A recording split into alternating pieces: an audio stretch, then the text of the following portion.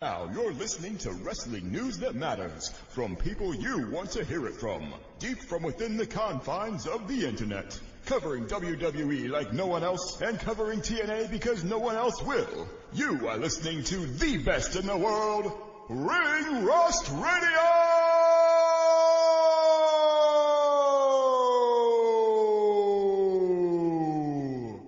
Brad Maddox.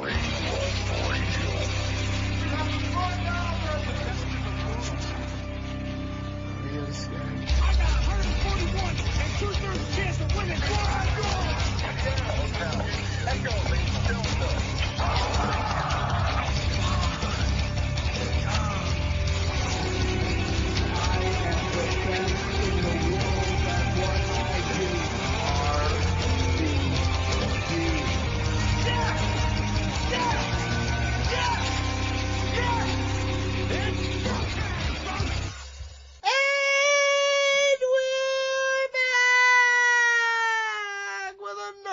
Episode of Ring Rust Radio, the best goddamn wrestling radio show on speaker, on the internet, in the whole goddamn universe, folks. I'm your host, the most downward looking, finer, feeling finer, baby. Ooh, shake 'em.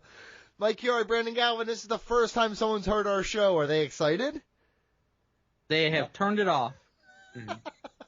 Just like you do to any woman you've ever encountered. Yeah, hey. Turn them off. That's like, hey, it's okay though. That's okay. Don't yuck. Or man. I want to make that clear. It's not okay. It's not okay. Guys, we're here to have a great time. SummerSlam happened. It was 2 nights. I think it wasn't as good as advertised, but other people thought it was pretty good. Who advertised it? What advertised WWE. They threw like, this is going to be great, and I was like, it wasn't. Oh, okay. Huh. Yeah, so... Now someone turned off the podcast. Yeah. That's not true.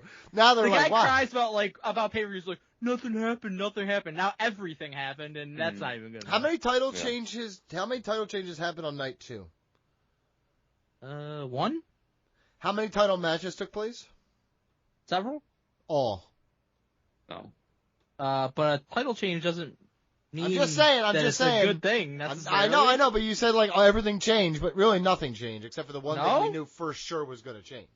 Okay. Yeah. All right, but listen, hey, Brandon Goblin's got things to say. Yeah, if you like that review of fucking SummerSlam, we're going to give you more. Stick around. Yeah, we're also going to preview some AEWs because Donnie loves AEW so much. I don't think we are. Yes, the hell we're not.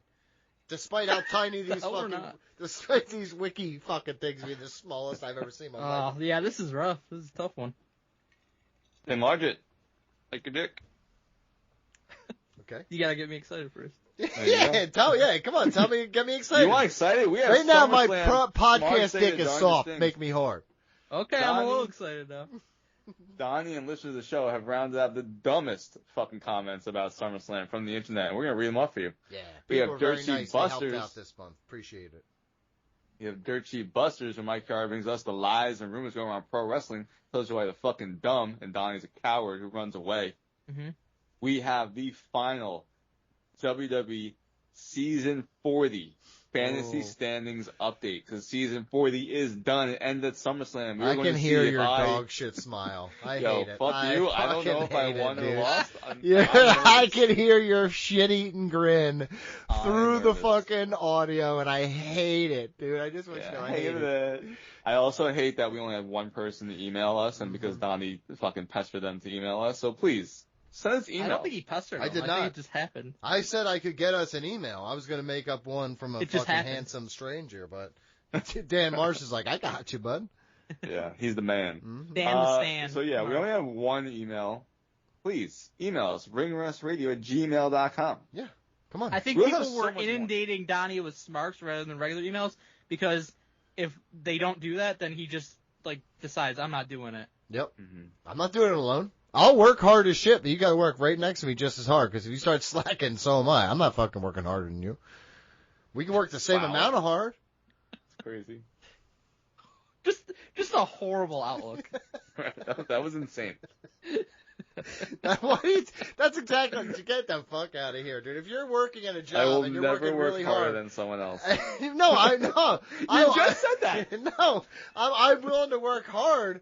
I outwork everybody. But if I'm working my ass off, I look over there and you're fucking picking the dirt from underneath your fingernails. Guess what? I'm either gonna be like smacking the shit out of you, like get the fucking work, or I'm gonna fucking shift down 3 gears. I'm a simple man, dude. Mike? Attitude reflects leadership. You like just coasting by in life. This is the podcast for you. It's insane. Yeah, dude. Get us anywhere you get your podcast. Interact with us on Twitter at @RingRustRadio. Email us, be part of the show, ringrustradio@gmail.com. Also, buy our merchandise, prowrestlingtees.com/ringrustradio. So many great t-shirt designs, including Cut Your Dick!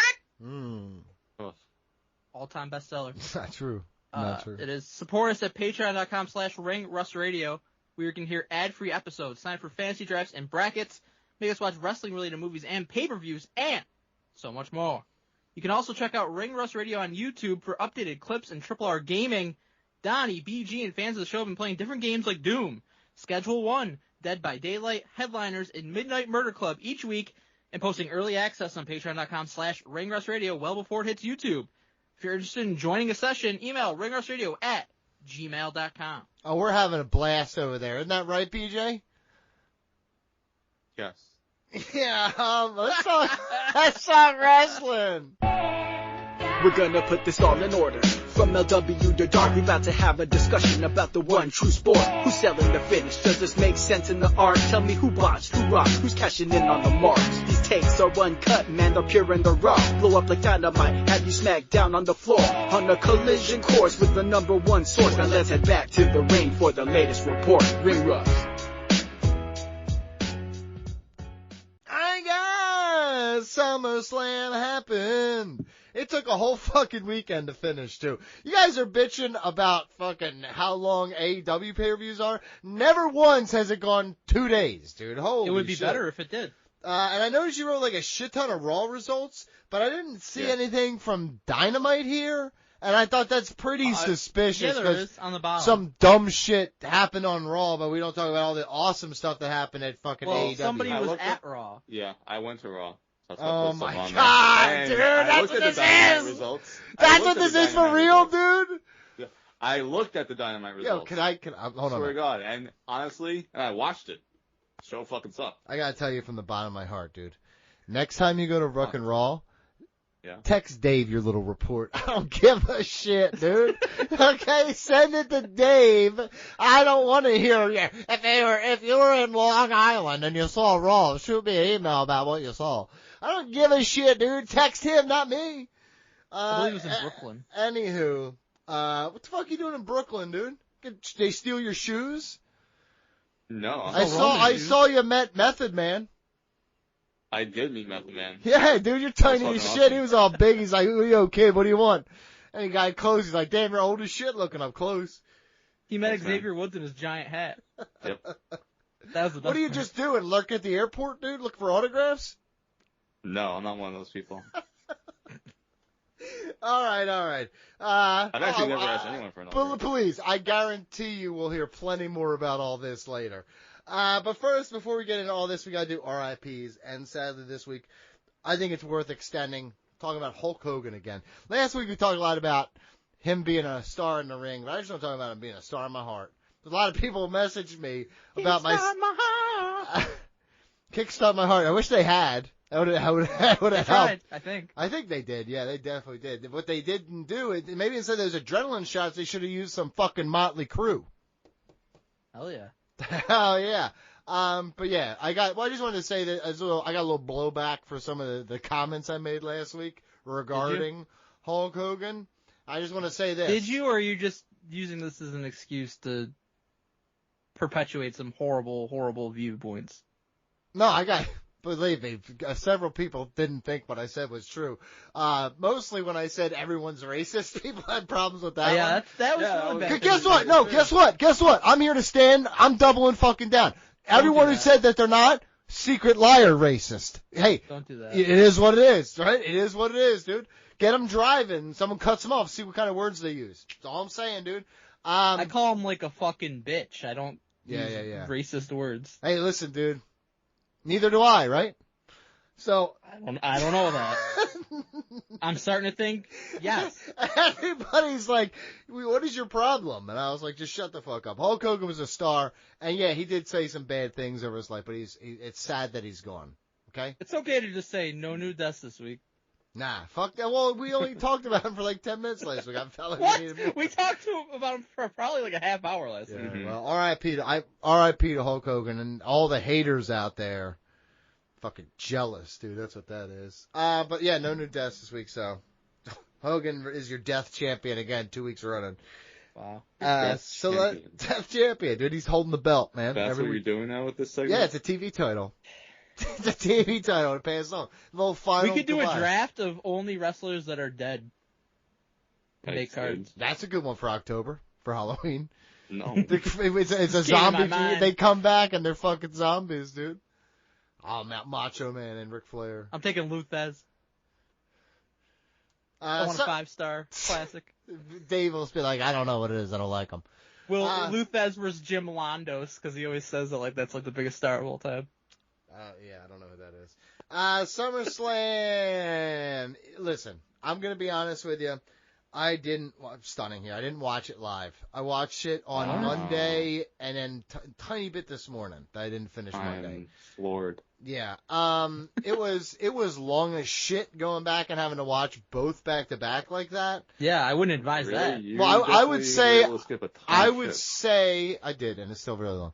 I would say It was like an hour and a half of wrestling on first night. WWE is really bad right now in terms of quality of content. I mean, the wrestlers are probably the best they've ever been, but the writing and the storytelling is really been dog shit.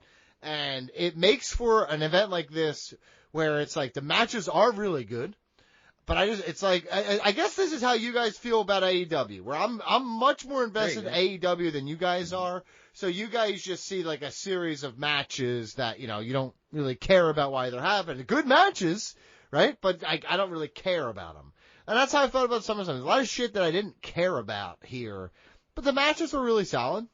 So like I thought it was long as shit, very much when you watch it at once, very much too long. I guess I'm giving it the critiques because it was like 4 hours longer than an AEW pay-per-view.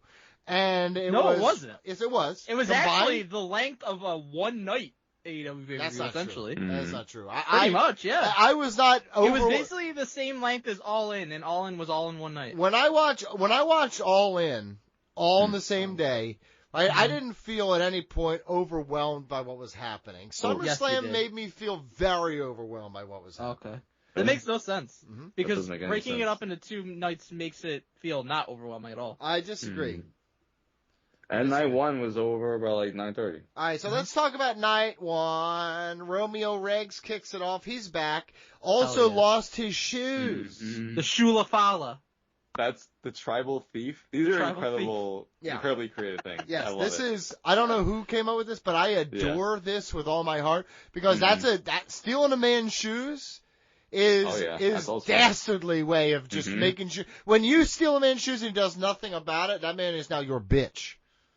Bronson Reed needs to keep wearing, keep getting shoes and keep wearing them every week. Like when Jericho did in WCW, the Cruiserweight division, he would beat a guy and, steal their mask, steal their, fucking skirt or some shit or whatever they were wearing. Yeah, and he just little was prizes. wearing a whole bunch of fucking shit. I don't hate that that's one of his gimmicks is stealing his shoes. That's a great. It's just a fucking very, hey, I like your shoes. Hey, why are you wearing my shoes? Hey, give me back my shoes. You know what I mean? He should expand it beyond Roman at this point. Yeah. Yeah, just It's steal part of his shit from gimmick. everybody. It's part of his No, It's just very shoes. funny. I would just stick with the shoes. Yeah, it's a Shula Fala. Yeah. Shula Fala. Very fun. Very fun. That's hysterical. This was fun. Really good match. I thought it was a good match. Roman was fucking awesome. I miss him when he's not around. Yeah. I was very excited. He has an aura, as the kids say these days. There's star power to Roman Reigns, and the entrance was awesome with him and Jey Uso in the beginning. This was the Okay. smart match to kick off night And one. why did He this dove happen? so far that he Yeah, he overshot fucking the flipped. dudes that were supposed People to have catch so him. much weight that he's just flying through the air down. You should try I just it. felt like this. I am trying it right now. I gotta get to 215, like lickety split. I just I felt like don't there was like that. nothing. There was no merit to this. There was no fucking need for this. I mean, it's fun and it was there was good. definitely a need But for again, it. no, there wasn't. there I wasn't. don't You brought Roman totally back for a disagree tag with team Donnie. match, dude. This is a guy who held the championship for like 3 years. Yeah, I don't totally disagree because it didn't feel like there were stakes to this match. At all. There's nothing. It meant nothing. Especially because the follow-up on Monday is Roman coming out to help CM Punk and LA Knight against the Vision. But then Jey Uso doesn't come out. That was fucking crazy. I'll say that he this didn't about come Jey out. Uso. Roman said, Jay, I need you to trust me one more time and team with me one more time. And Jay was like, cool. And he meant it one more time. He's like, I'm not doing it again. That's Very it. literal. One more time. I feel like if Braun and Bronson Reed won this match, there's a lot more intrigue around this. Sure. I don't think, but they were always going to write Roman off because he's going to Okay, but they still do could have Street done Fighter. exactly So what then they he did. would have lost and then got his ass beat the next night. And you'd be So- putting over Braun and Bronson in a major way. Yeah, and he comes back and it Right, doesn't but- hurt him at all Yeah, when he then comes they win back. at War Games. Okay, in months. Okay. Listen, Roman's going to be gone for Roman months hadn't anyway. won in like a fucking Yeah, what are year. we talking about, man? The dude can lose. It's the same. This is what I said That's the about whole thing, you're though. yeah, I you're don't doing think the Cena Bronson- thing. I don't Holy think shit, Bronson you're Reed doing the is Cena fan thing. hurts them as a group, especially when Seth was going to be winning the championship anyways. Yeah, but if they Sure, beat but hold I on, don't man. think it makes them look good. Yeah, it doesn't make them look good at all. They just lost. Nobody's even thinking about it anymore because Seth won the title. When a guy goes away, he's supposed to lose. We're in my thinking opinion. about it. The typical Oh my person's God. not thinking about that. They don't care. Yeah, well, yeah, it's because they don't understand what's happening. Roman Reigns losing and putting over these two guys as he's about to leave anyway, and when he comes back, the pop will be huge and no one will remember this. But for these two guys who will be here in the months when he's gone, people will remember it for them. Right. Their first big match, Braun and Bronson, was this, and they lost. Okay. They were So always you going you to were lose. you were I like don't know what you guys you're are like talking you're about. like They were gonna Undertaker lose. should have beat the Shield. Undertaker should have beat the Shield. Undertaker should beat the Shield. Shut the fuck That is up. totally different Jesus from that, but Christ, okay. dude. Charlotte Flair and Alexa Bliss won the titles like I told you they were gonna. Yeah. Mhm. I still wish they didn't. They capitalized on that momentum. I don't have a big problem with it, but I feel like a better story would have been for them to fail in their first time, and then they have to face the adversity and get back to it and then win it. But, Yeah, it's proving I once agree. again Triple H is a bad storyteller. Tell me but the truth. you said it was You said it was said it was great. good. What are you talking about? No, I said they capitalized on um, their momentum. I didn't say anything about a story They being are good. very much. I get it in the sense of they're very much over individually, Yeah. Charlotte and Alexa, and they're definitely working as a team, and they're over as a team, and it feels like their star power in the tag team division, women's tag team division, Yeah. which hasn't been the case for a while, but I think you could have built it out longer. Now, basically, this storyline's done now. Yeah, With and they just Raquel won a and rematch. Roxanne. Yo, on it's just Monday. getting started. That's what you told me with fucking Naomi and Jade. No, they just beat What are you talking Raquel about? and Roxanne the next night on Raw. That's over. Yeah. Yes. When you told me about the This Naomi, is done. oh my god. What about the Naomi? What- What are you talking The about? Big tag team Naomi. with Jade and with fucking Bianca. You said, oh, Okay, they, what when about they it? won the Awesome. tag team titles, you said, oh, that's just the beginning. Now the storyline starts for them. Uh-huh. I disagree with that. I didn't think they should have won so early. What's the difference between Charlotte Flair and Alexa Bliss than what you just said with the other girls? The I other don't understand. I don't understand the. Okay. the All right, point we're you're gonna trying move to on make. then. Sami Zayn Okay. defeated Karrion That makes no Kross. Convoluted stakes that meant nothing in a match that meant nothing. Well- Let me hear it. The stipulation wasn't even. Nothing even I- happened with that. Karrion Kross is gone probably, so they're not Yeah. even gonna do the Where's stipulation. he going? Probably Free agency? TNA. Probably TNA. Is that real? He's free agent. He's leaving. Supposedly Yeah, he's gonna the be a report free is- agent this weekend. That's the Is report. Scarlett Boudoir going with him? Yeah. Wow. Okay. That's the report. Boudoir. I don't know how to think put they're all gonna this. let Dude, him do you go. see all the letters at the end of this fucking word? It's a dude? lot. It's a lot Boudoir. of letters. Yeah. Okay, that's French, man. Yeah, I well, no, thought it's this with was- Louisiana. I thought it was a solid match. It was fine. It was not a pay-per-view Yeah, quality I agree with match. that. This is a Raw match. I understand, it was finishing off a storyline or whatever. It was just a vehicle to get Sammy over a little bit more and get him to the next step, where now his focus is being world champion, I guess. Which I get, but the match itself, whatever. Tiffany Stratton defeated Jade Cargill. Let's go. Match sucked. And Match Jade was Cargill, very good match for a sucked. 7-minute match. Match You just sucked, hate Jade and Cargill Jade because you looked love way AEW. over fucking matched in this situation. What? This What was is not a well-told match. This was not Really? booked properly. This Wow. sucked. I guess Tell I the watched a different truth. match. Tell the fucking truth about this for once. Match I was guess I really, watched a it's one of, different it's probably one of the best 7-minute matches you'll watch, actually. Yeah. But I agree with that. I thought Jade was great in this match. And I was very surprised Jade did not win. But I was shocked that Jade did not win. that tells I told me, you. I think, that they want to put the belt on Bianca, maybe, and not Jade, which I understand. Yeah, because she's Jade Bianca. Cargill's greener than goose shit. I mean, Bianca- nobody's better than Bianca. Bianca so- Belair is fucking way better No, in that's every form and fashion. Jade course. Cargill Yeah, looks she's good. way better than everybody in every Right? Bianca- She's a probably the best fitness ever. model with the fucking, she looks like Storm, but she I sucks in the ring and on the created mic, her. so. I discovered her, me and Mark Henry, so I know she's amazing. What did you create her? Yeah, me and Mark Henry, we discovered Bianca Belair. Oh. Hogan's dead, so now you're the biggest liar? It is odd to me though. Jade beats Naomi at Evolution.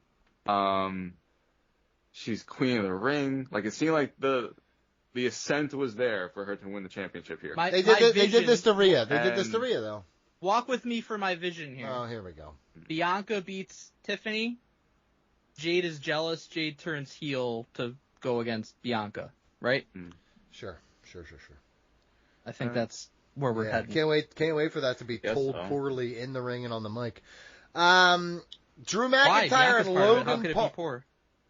Drew McIntyre and Logan Paul Okay. defeated Randy Orton and Jelly Roll.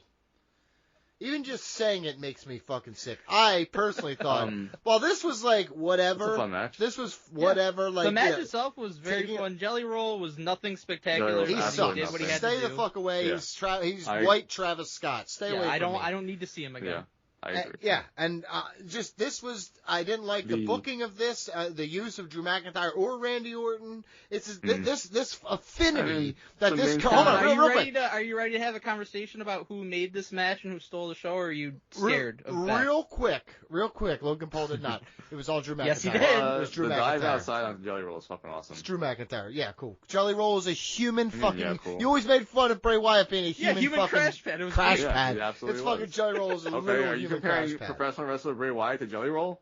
No, I'm saying you. I'm You saying just you did. said the same. Yes, in the sense that they're fat bodies That who could moment take the was splash. amazing. He It was did, 'cause he Bray did the Wyatt fucking Stone Cold sucked. with the Fat prime. bodies take splashes. That's the facts, Jack. I agree. I didn't make it up. Okay.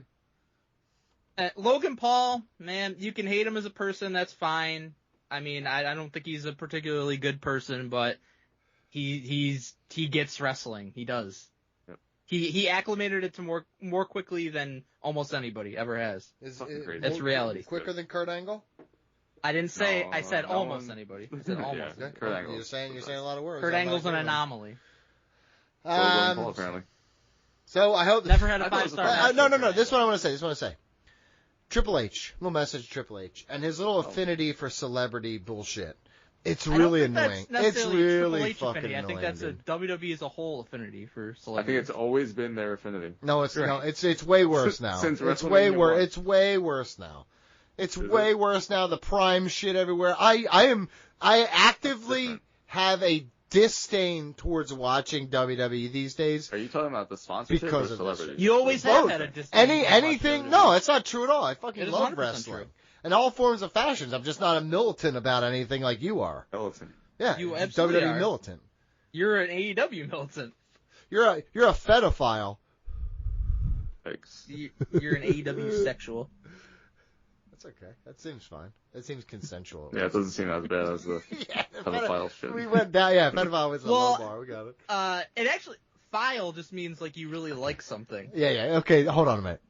This is a slippery. Hold on to the walls, please. This is a Which slippery is why, slope you're at. which is now. why it's Stop weird when somebody right calls now. Mm-hmm. themselves like a cinephile because it makes them sound disgusting, but it just means they like movies. I gotta tell you, anyone who calls themselves a cinephile should be arrested. I think because- it's like it's more of like an old timey term, and it just became something far more sinister sounding over time. No, pedophiles took it over. That's what happens. It's like Sure. I'm not sure what the word Nazi meant before the Nazis took it over. Guess what? It's got a meaning now. You know what I mean? Like, that's just one fucking meaning to it. Sorry, dude. So let's go to, but again, Jelly Roll, piece of shit. Talk on stage. WWE World Wrestling Entertainment anyways, so Fed means nothing. WWE, Wow. listen, you know who I'm talking to when I say, their dependence on celebrities is disgusting. I read on Bleacher Report last week that there's a growing Triple H problem in WWE, right? Yeah. And I think. Did you write it? It was right. Yeah, I did.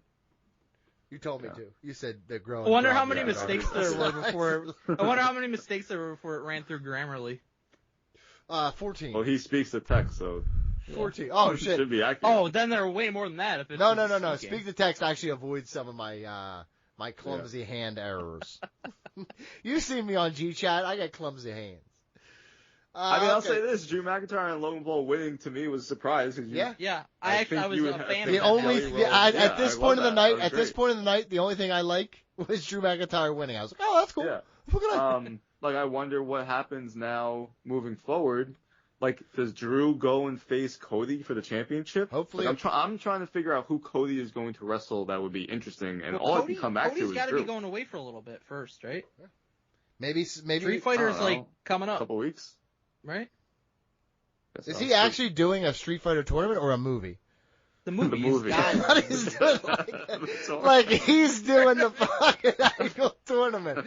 Like, that's cool, dude. That's pretty wild, man. Pretty risky. He thought Mortal Kombat was real. Well, that's what when you see the movie that they're doing now with the Better Business, Johnny Blade, or whatever his name is, you're like... Johnny Cage? Who the fuck's Johnny Blade? I don't know. I had the knockoff version, bud. I got my Mortal Kombat from the fucking dollar store, man. I had Johnny Blade and Chancho. It was a fucking different guy. I guess if Johnny Cage married Sonya Blade and took her name, that could happen. There you go. See, I knew I was close. You shut them up. If he was progressive. I didn't like all the nerd shit. It all just jungles together. CM Punk defeated Gunther. It took 30 minutes, which felt unnecessary. No, it did not. If I was... Awesome. Here, hold on. I want to jump in first. Let me say this. Don Alvarez, baby. Here we go. I'm going to use this platform for something that you didn't think of that I would do here. You know, I've always been a CM Punk in-ring fan. I think in recent years he's slowed down because of his injuries and he knows his body, and it's different now. Okay, we all move different now when we're 40, 50 years old, right? Smart. Yeah, he's almost 50. Okay, Gunther, working as a heel style, and I think that's what drives people up a wall with Gunther, because he's like Brock Lesnar in that sense, that he's got a couple moves as a heel that he hits often, and that becomes repetitive to people who don't understand the business. Marks. Assholes, I'll call them.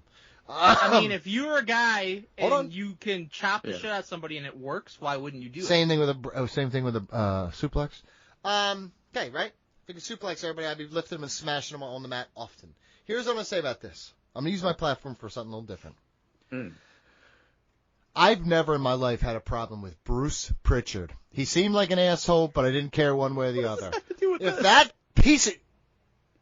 piece of shit ever talks to Abyss that fucking way again, I swear to fucking God, I will find you, Bruce Pritchard, and I will shake your hand softly and tell you how much I think you're a jerk for talking to Abyss that way. All right, so people that don't know, let me really quickly. I don't know what this has to do with Punk versus Gunther, but because the match went long and he didn't yell. He didn't yell at this producer. In WWE Unreal, they showed backstage. It was Punk versus Seth Rollins on the Netflix debut of Raw, and it went over time. And Bruce Pritchard's role backstage is to kind of keep the time, and so he wasn't happy that it went over time. And Abyss was the producer for the match, and he was like panicking, and he's like, "I'm so sorry, Bruce. I'm so sorry. We went over time." He was like very nervous this entire time. It was actually quite funny. It shows who Abyss really is, which is so wild compared. And then the match finally ends. They went a couple minutes over or whatever, and he's like, "I'm sorry." And Bruce Pritchard's like, basically, like, "It is what it is, bro." And then like, if Abyss was asking like William Regal, like, "Is he mad at me?" And William Regal's like, well, "Who the fuck cares?" Basically, don't worry about it. William Regal's the best, dude. He's like, "Listen, dude, get over it." But it's like, why would you be mad at Bruce Pritchard? Like, it's called doing your job. He was trying to do his job. Abyss was trying to do his job. It's not always going to work out perfectly. It's a pro wrestling business. Okay. You use your platform however you want it.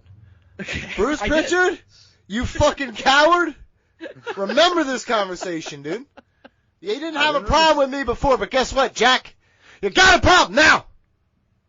I found that shit so confusing because heading into the Netflix premiere, Triple H was on record saying like, we have like no time. If we need this amount of time, we can have. If it's shorter, then it's shorter. Like, it was so odd that even took place. Mm-hmm. My thought and is that they heavily feature it. It was almost like I was wondering, like, did you just do this for the camera because just to show that things happen behind the scenes of chaos? Like, it was so odd. But it could be a situation where it's like, They're you punking can't just abyss. any time you want go a certain amount of time. Maybe going in, they're like, all right, this is the amount of time we want to go or whatever. Sure, like it a was week-to-week the premiere. basis. It's your fucking biggest match. I don't know. It's weird. just to yell at Abyss, that sweetheart Abyss. He didn't even yell. I at him, hope though. he That's the fucking thing. black He hole. never yelled. I hope he black hole slams him through a fucking Halloween Adventure set. Submit. Oh yeah. Also, CM Punk Gunther pretty good, but way too long. I would say 20 minutes would have been fine. It felt like it dragged a lot. Especially when you have the heel. Listen, when you have the offensive of the face is also kind of slow, and the heel is a plotting style. This is just made for a long and boring at times match. So I did feel it went long. It wasn't as like crisp as I expect from CM Punk and Gunther. Like Gunther's power bombs to Punk did not look good. There were like 3 of them. Punk sandbagging is what I thought it was. No, I don't think it was him sandbagging. It was just it's like Gunther didn't want to slam Punk. Yeah, because he's fragile. Yeah, potentially. It's like how I'd put you down as a friend. Thanks, man. I did enjoy the table spot. Psych. That's fucked up. Put you You're an to asshole. the fucking floor, dude. CM Punk coming over and kicking the leg out of Gunther's leg, so he falls in his face, and that's how they get away with him actually being hurt and having to go away to have surgery. That's a great spot. And better and bloodier, Donnie. I thought this match was spectacular. This is, as you know, Donnie, this is my type of match. It might not be for everybody, especially in today's day and age of the ADHD. But I like a match where they let things breathe. I like not a single finisher kicked out of in this match. That's a huge plus for me. Didn't need to do it. I love the story that they told. It was Gunther just beating the fuck out of CM Punk throughout the match, chopping the shit out of him over and over again. And I get, okay, maybe some people got bored because it went a certain amount of time. Maybe you could have shaved a few minutes, 5 minutes off the match. But I thought it worked because it was a battle of attrition. It's Gunther just beating the fuck and physically dominating Punk for so long. They did great positioning him as the underdog babyface in this match. And just, like, how is he going to get out of this? What's he going to do? And then it's almost like a flash knockout type of situation where he gets, one over on Gunther. Gunther's busted open. And then all of a sudden the entire dynamic of the match changes. And Punk is taking the fight to him. Punk is bringing the offense. And Punk, even though Punk never saw Rocky before, but yes. He's so full of it. He is such a fucking hypocrite and liar. He is seriously, though, him coming out and talking about Hulk Hogan the way he did made me sick, dude. He didn't say anything about Hulk Hogan. He came out, he was front and center clapping for fucking Hogan's 10 bells and shit like that. He's a fucking liar and a pussy and a hypocrite.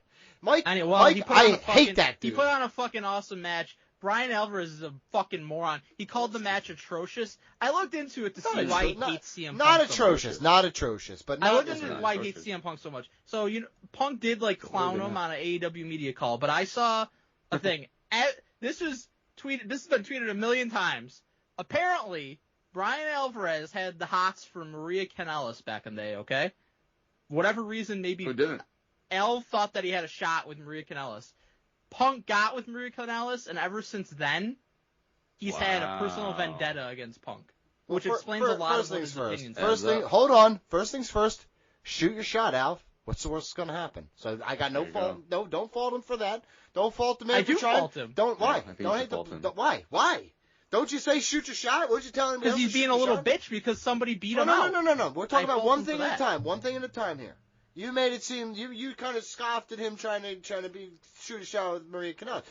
If he had the chance to shoot a shot, that man should have shot his shot. That's all I'm going to say with that. I said he had the hots for Maria Kanellis. Mm-hmm. Punk beat him out, and he's had a vendetta ever since. And so he called this match atrocious. This match was spectacular. I absolutely loved it. And then we get an even better thing coming out of it. Holy shit. This was so well done. Mm-hmm. Seth coming out with the music, and I was like, oh, all right. So, here's the thing with Seth. Thanks to PJ. What the fuck was that? Did you fall asleep right in the middle of what your point was? I'll take he comes over. out with the music. I'll take over. Here's the thing with Seth, I wish that the fucking dirt sheets weren't just micromanaging everything about this whole thing. Because, like, if we were young kids and we didn't know what the reports were, we would have been 100% shocked, and it would have been the greatest thing ever. It was still great, but even if we thought that he was legitimately injured, the seed's been planted in our head for weeks that it was a possibility that this was going to happen. So I didn't know. When he first came, I didn't know because I didn't hear anything I didn't hear any rumors really about it. We talked about it loosely, but we're like, yes, because when we talked last week, we kind of thought he was injured, right? That was the feeling I got. Rumors. Yeah, but I hadn't checked anything. So when I got the text messages that had happened on Saturday night, I was genuinely like, oh shit, he's not injured? So like that was a genuine pop for me. I think what was so great about it is he comes out with the walking boot and like I hear the music and I'm like, oh shit, he's fine and he's gonna cash in. That's crazy. But then he comes out with the walking boot and the crutches, and then like it's him and Heyman like kind of yelling at Punk, and then he turns around. So for a second you're like, oh, he's just kind of like showing him the briefcase is like, don't forget, I'm here, and one day when you least expect it, I'm gonna get you. But then he stops, throws the crutches down, takes the boot off, and then he goes down in the ring, and Punk is like fucking shocked, and Seth ends up beating him. Like I thought they played that to perfection, and like it's the narrative behind it is just so funny. Like people that want to hate on it, like, oh, everybody fucking knew he was fine. Everybody knew it was a work. Not everybody knew. Some people thought. Nobody actually knew. There was reports on every fucking end of the spectrum for this, and that was what made it fun and unpredictable. Anyone and who says there wasn't an element of you think it might be true, might not, everyone's lying. Right. No one knew for sure. Yes. And in wrestling, 100%. it's really hard to create moments like that. And it fits really into what Paul Heyman does in terms of the lying and the manipulating. And it was done so well in that respect. And then the fact that it's Punk winning his first world title in WWE since whatever, I think 2013 is the last time he had a world title in WWE. Fake main eventing another pay-per-view. Exactly. And then just after that, his biggest fucking nemesis, Seth Rollins, is the one that takes him from him. Yeah. I thought that was so well done. Listen, say what you want about the Gunther thing, the stuff with Rollins afterward, this is what cash-ins are. This is when, as a heel, you will take it when it's opportunistic. You're not cashing in ahead of time. You're cashing in when your dude is, like, nearly dead. You're like, well, I'll kill him. Right? So it's perfect. It's perfect for what Rollins does, the fake in the leg thing. I actually think that they executed this to perfection. I love this. BJ? This is absolutely incredible. Okay. Yeah, I thought he was gone for good. I don't know what happened. You just disappeared, so I took over. Teams was just like, there's an issue. Hold on. I was like, nope, not holding on. I'm leaving. Coming back in. And just like Seth Rollins, coming back in as a surprise because he comes out and I'm like, are you really going to do this? Or are you just here to steal CM Punk's thunder? Because that's also great. Starts to walk away. So well done. Drops the crutches and everything. Comes running down. CM Punk standing there. Could have ran away, but he doesn't. He's trying to find him up. Nope. Fucking destroyed. Destroyed with the briefcase. Love it. So well done, like you guys said. Everyone's getting worked here. I don't care what anyone says. You didn't know for sure if he was or wasn't. And that is what wrestling is all about. That moment, they nailed it. I like that it didn't go on for too long of him faking an injury for this angle, or it's a few weeks of doubt, but then you have SummerSlam. This, I'll just say this entire SummerSlam really made up for WrestleMania. This felt like WrestleMania. Don't agree, but it was definitely better. Yeah. WrestleMania sucked, though, so that's what it is. No, but I love it. I think what I really enjoy about overall Triple H's booking is every now and then you're going to get a tempo where these two people who have such history are now linked up again. I love that about wrestling. And CM Punk and Seth Rollins, ever since CM Punk returned at Survivor Series in 2023, they have been linked.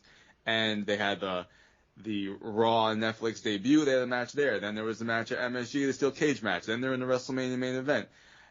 everything just keeps with the through line of the whole year of this feud. Even though there's times where they're apart, they always find their way back, and everything's my favorite part. It's all focused on the championship. And what we have wanted for Seth's group is you need the championship to really make this group feel powerful, and that everything is now going to be really moving in a direction, because there was some weeks where we just weren't into it. And we're like, once he gets the championship, now we're going to see that. I think it started out great on Raw. This was such a great way to have him win the championship, because now you're just, in every single way, you're just like, wow, he's such a fucking dick. And that is the type of heel that we love to boo. And so this is awesome. What a hell of a way to end night one. And after night one, I was like, match-wise, yes, they will easily top this, but how they top that moment, to me, they fucking did it. Yeah. Night 2 was undoubtedly the way stronger card in terms of match quality. And they should have changed that up. Night 1 ended incredibly, though. Mm-hmm. But like you said, Night 2 might end it even better. Yep.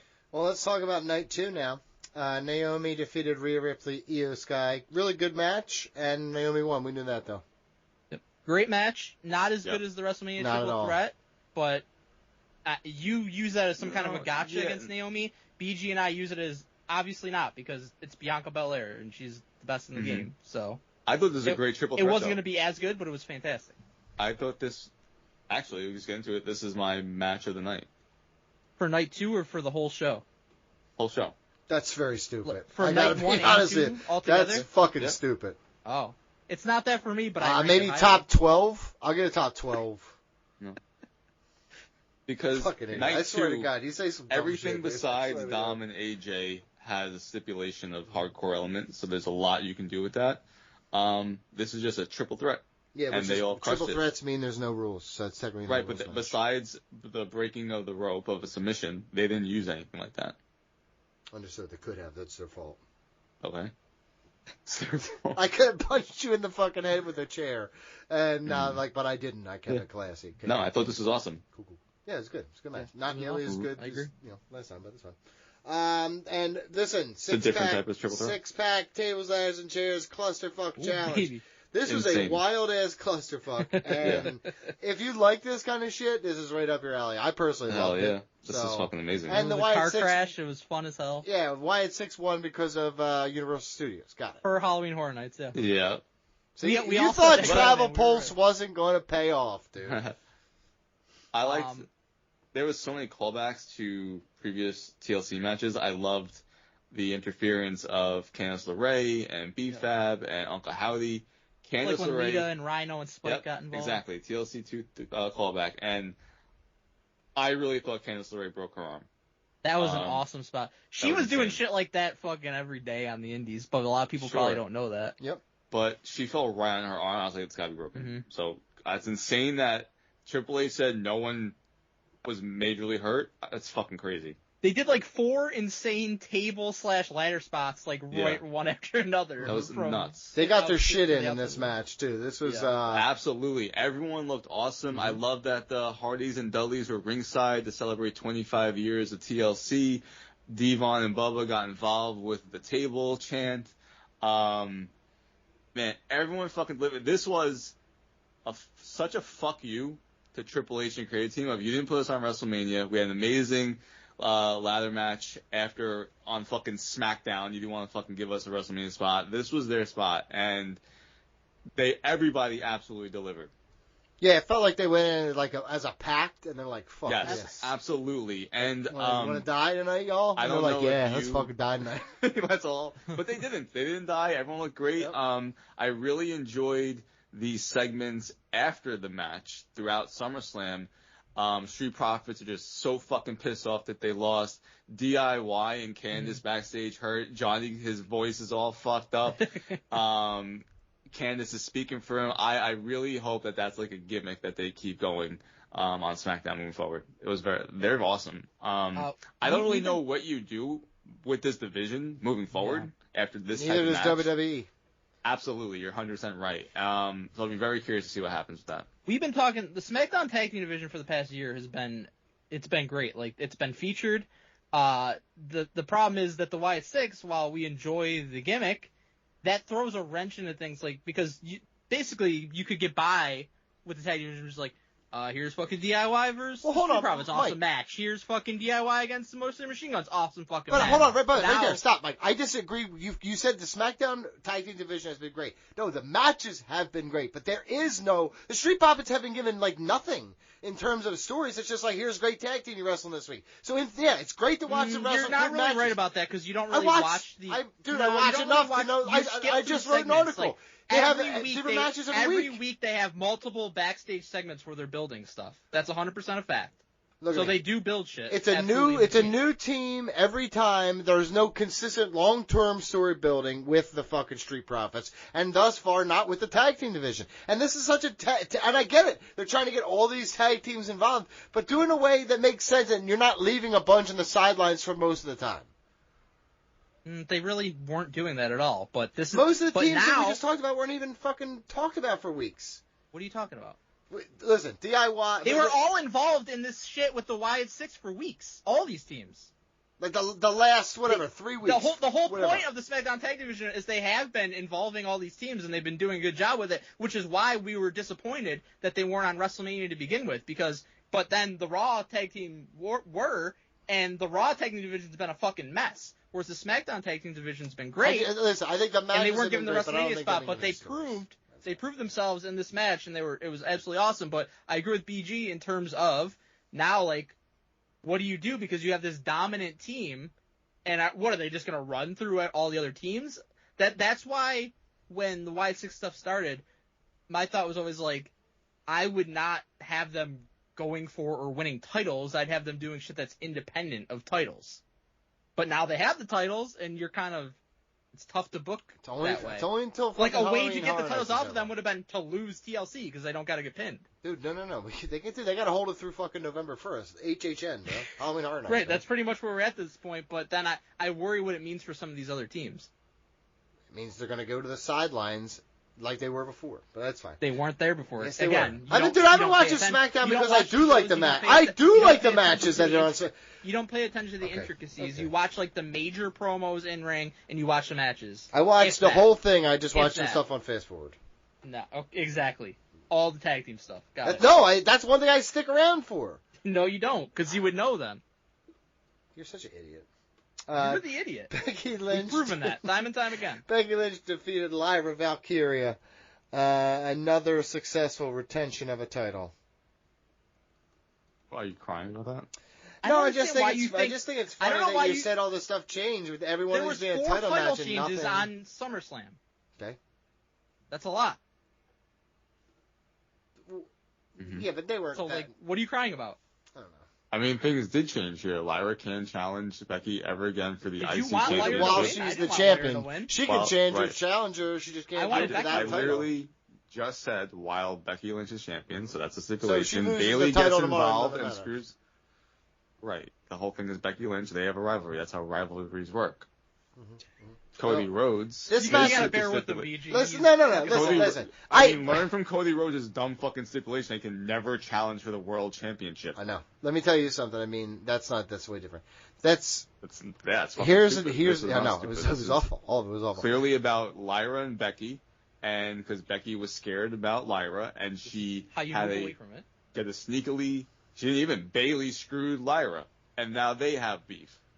Here's the thing. Can I be So honest I with don't you first? understand. No. Here's That's two storylines. I know, but here's the problem. What do you mean you know? I feel You like don't I've know. seen this a million times, and I feel like Okay. by the time we got to this point, It's I didn't wrestling. care. It didn't Point feel Seen it like 3 5. times. Yeah, I And didn't it's feel always been different. good. This was probably the worst one, in my opinion, too.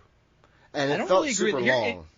Here's I my don't thing understand with what this you're crying match. about. This match didn't pop for me. I think it's Lyra Valkyria. I just don't think I like her at all, and I don't think That's it's not my bag. And I felt like this is the worst of their matches, and I feel like this has been going on too long, and it was long.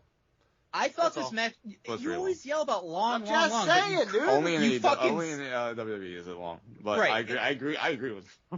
But here's the thing about this Hey, match. thank you, I I guess. think it was a great match, and I was think really it would have been better on night 1 though, I where agree. Yeah. you didn't, because you had all these You just stipulations had a one TLC after another match. on night This is 2. insane. If you look at this in a vacuum and you don't consider like all the other stipulation matches on this night, this match was awesome and it was a very unique and innovative match. Like Lyra wrestled like for 10 minutes with her hands fucking zip tied, and they wrestled a great match during that time. You don't see stuff like that very often. I thought it was way different from their other matches. Their other matches were like the typical work rate type of matches, and they were very good. This was different from that, but this was also very good, and I thought the finish was perfect, with Bayley getting involved, quote-unquote, accidentally screwing over Lyra, and then you see where things go between them, and now Becky can move on to other stuff, too. So I thought this was a very well-done rubber match for their rivalry, and you move forward. I don't have any problem with this. Yeah, I thought it was really good. The biggest disappointment for me was she goes underneath the ring to undo the zip ties. We don't get to see it. Yeah, I do Like, agree she with wrestles that. for 10 minutes trying to get it out, and yeah. then we don't see her getting it out. Like, come on. That's the whole... To me, the whole fucking match up to that point is built to her getting the zip ties off, seeing how it's done, and then is Bayley coming in to screw her over. So we miss half, like, I don't know. You just gotta do better. They really ball-peen hammered it. That is a great point. Honestly, the ball peen hammer was better. It's a better the visual. ball peen At hammer least you was saw, not better at than least you the- could see the something. ball Yeah, at peen least you hammer saw was me better than striking nothing. you with something. Right, You know what I it's mean? better I than saw nothing. it. Why could they not have just made the ball peen hammer a normal hammer? I You're gotta not tell you. really hitting people. I gotta tell you, I would have made it one of always those bring that ginormous, like, carnival hammers. Right. Yeah, exactly. Like Bray Wyatt crazy brought the speed. one time. Yeah, and I mean it from Yeah. I learned that from Paul Heyman. He said, make the guy in the very last seat, the very last row, be able to see what Absolutely. you're doing. He said, yeah, you got to get that cartoon They style. didn't even want someone. WWE wanted someone front row to see what's going on. I got to tell you, I need. Go Yeah, under the seriously, ring. a secret. It was a secret. Shh. Then Solo Sikoa and Jacob Fatu steel cage match. Disgusting Donnie. that it didn't hold. Can you What? believe that? Yeah, that's people got involved. People got involved. Tonga should have stepped over the top of the cage, like I said. We did though. say that. We did say I'm he's a still- big Yeah. angry giant. or The big the handcuffs PFG. were fun though. Yeah. This was a good match. It Yeah. might have been the weakest match on night 2, but it was still solid, I thought. It was definitely the weakest match. It would have been a Again, stellar if it was on night SmackDown main one- event. Oh, absolutely. Yeah. Again, a bunch of these matches should have been on night one. They did a very poor job. It's unbelievable building how out this- bad they did. If Yes. if you told me I got SummerSlam tickets, I'd be like, cool. And they're like, you got night one. I'm like, what the fuck, dude? You couldn't give me Yeah. Well, that you too? choose which one you go to. No. The guy, They're not the guy, telling you. the must guy go to night definitely one. gave me night one tickets, brother. Like if I'm saying if someone gave me tickets, they're giving me night one. They're taking night two. Jacob Fatu should have won for fantasy purposes. But I understand.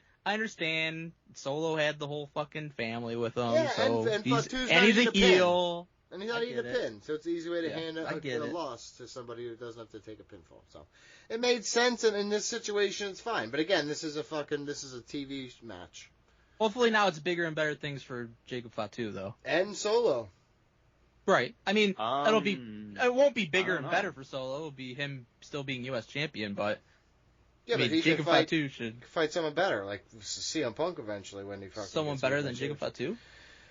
Dominic Mysterio and AJ Styles. AJ Styles wearing Dominic Mysterio's dad's clothes, which is crazy. Yeah, Dominic. If you understand Rey Mysterio and Eddie Guerrero and the history there, how could you not like this? This was amazing. This was awesome. I love the entrance. I love all the throwbacks to that. The car was fucking great. And the match itself. Obviously, with AJ Styles, you know you're going to get a good match. But, I mean, I think collectively, besides Donnie, because he's a fucking moron, we agree that Dom is very entertaining and Absolutely. knows what he does well. He's over And does it like well. fucking insanely. Yes. Yeah, And he's smart to the business. I'm not saying he's the worst. He's no Hook, but he's good.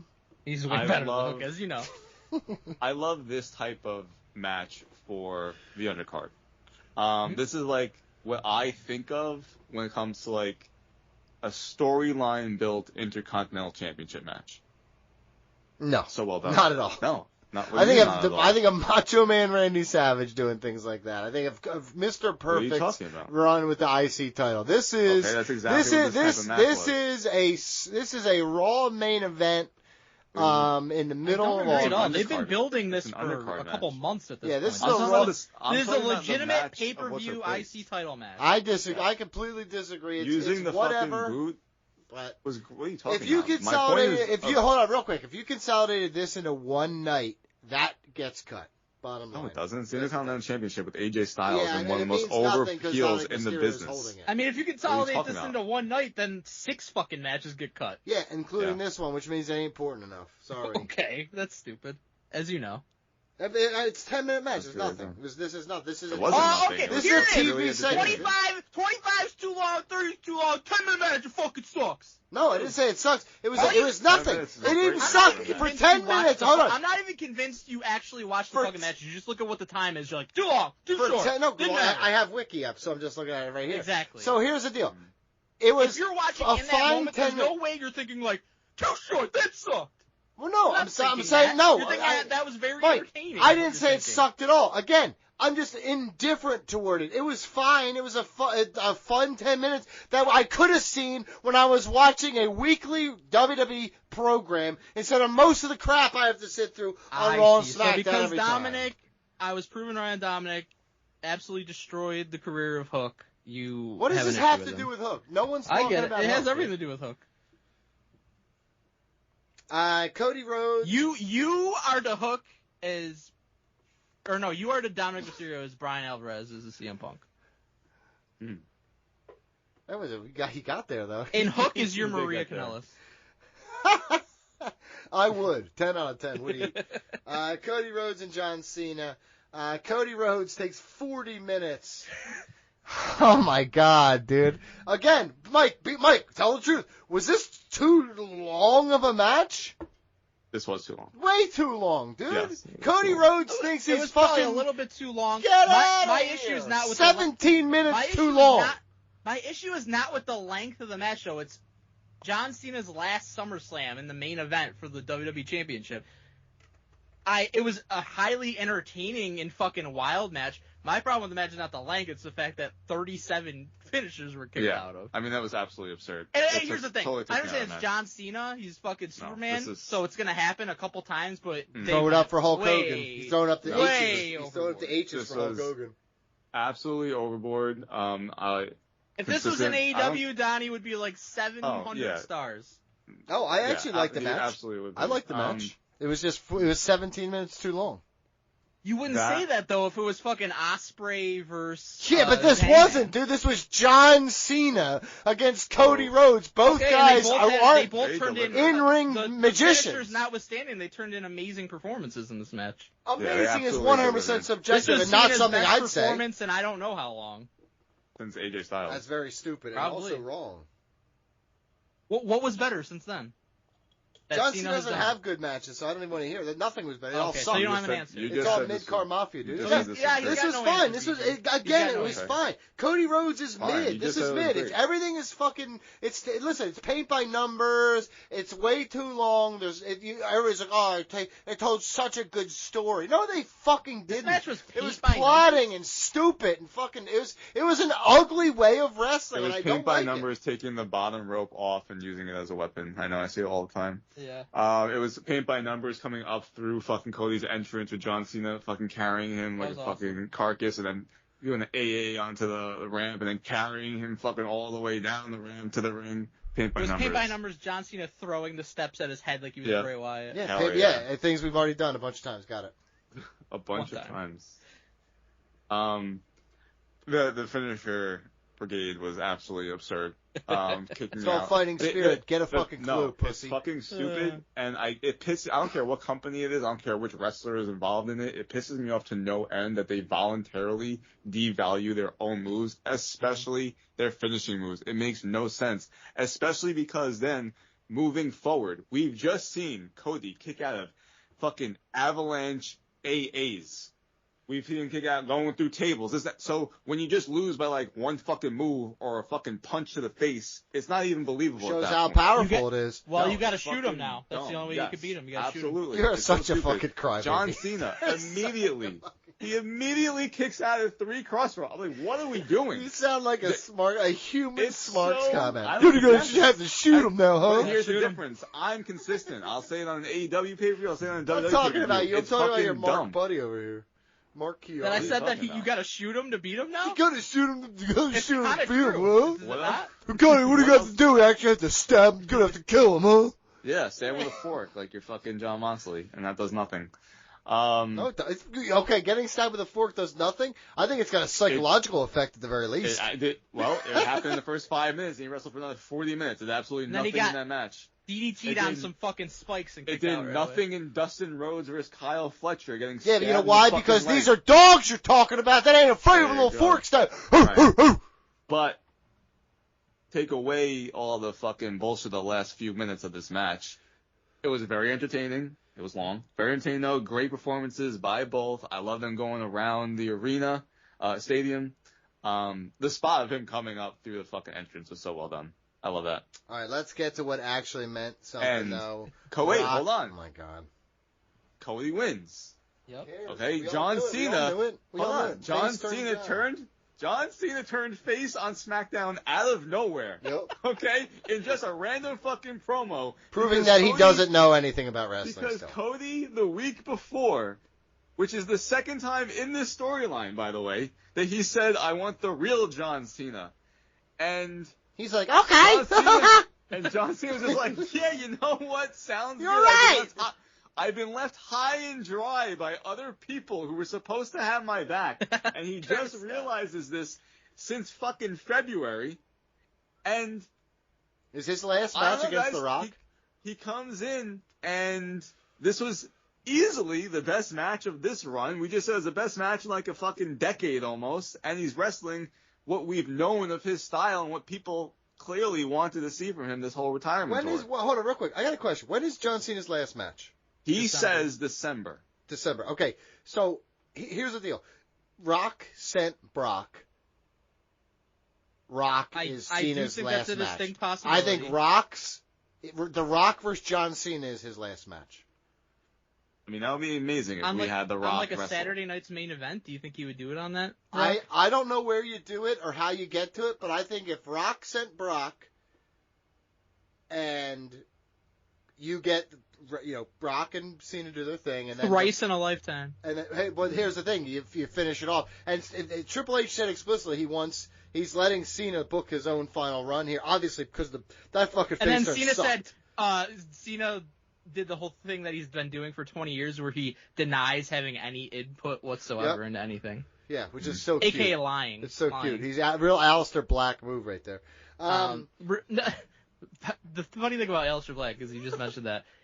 And he was like, he addressed it because the made up narrative, I think it came from Meltz, where he refused to take pins or whatever. He only lost 3 times his whole time there, but for the record. But he was like, if I had that kind of power, wouldn't I have been fucking top guy winning the world title or something? No, what held him back was his inability to actually take pinfalls, and that's why he wasn't booked. So it's his own fault. But real quick on the Cena turn. Mm-hmm. Hilarious that they did it 2 days before SummerSlam when they could have just done it in the match because he would have, just like at WrestleMania when he was a full-on heel, he got cheered at SummerSlam. Mm-hmm. It wasn't because of the babyface turn 2 days earlier. He was going to get cheered regardless. So you could have done it. You didn't have to do the double turn. You could have done the Rock Hogan WrestleMania 18, and he could have been a babyface that way. You didn't have to do it 2 days before.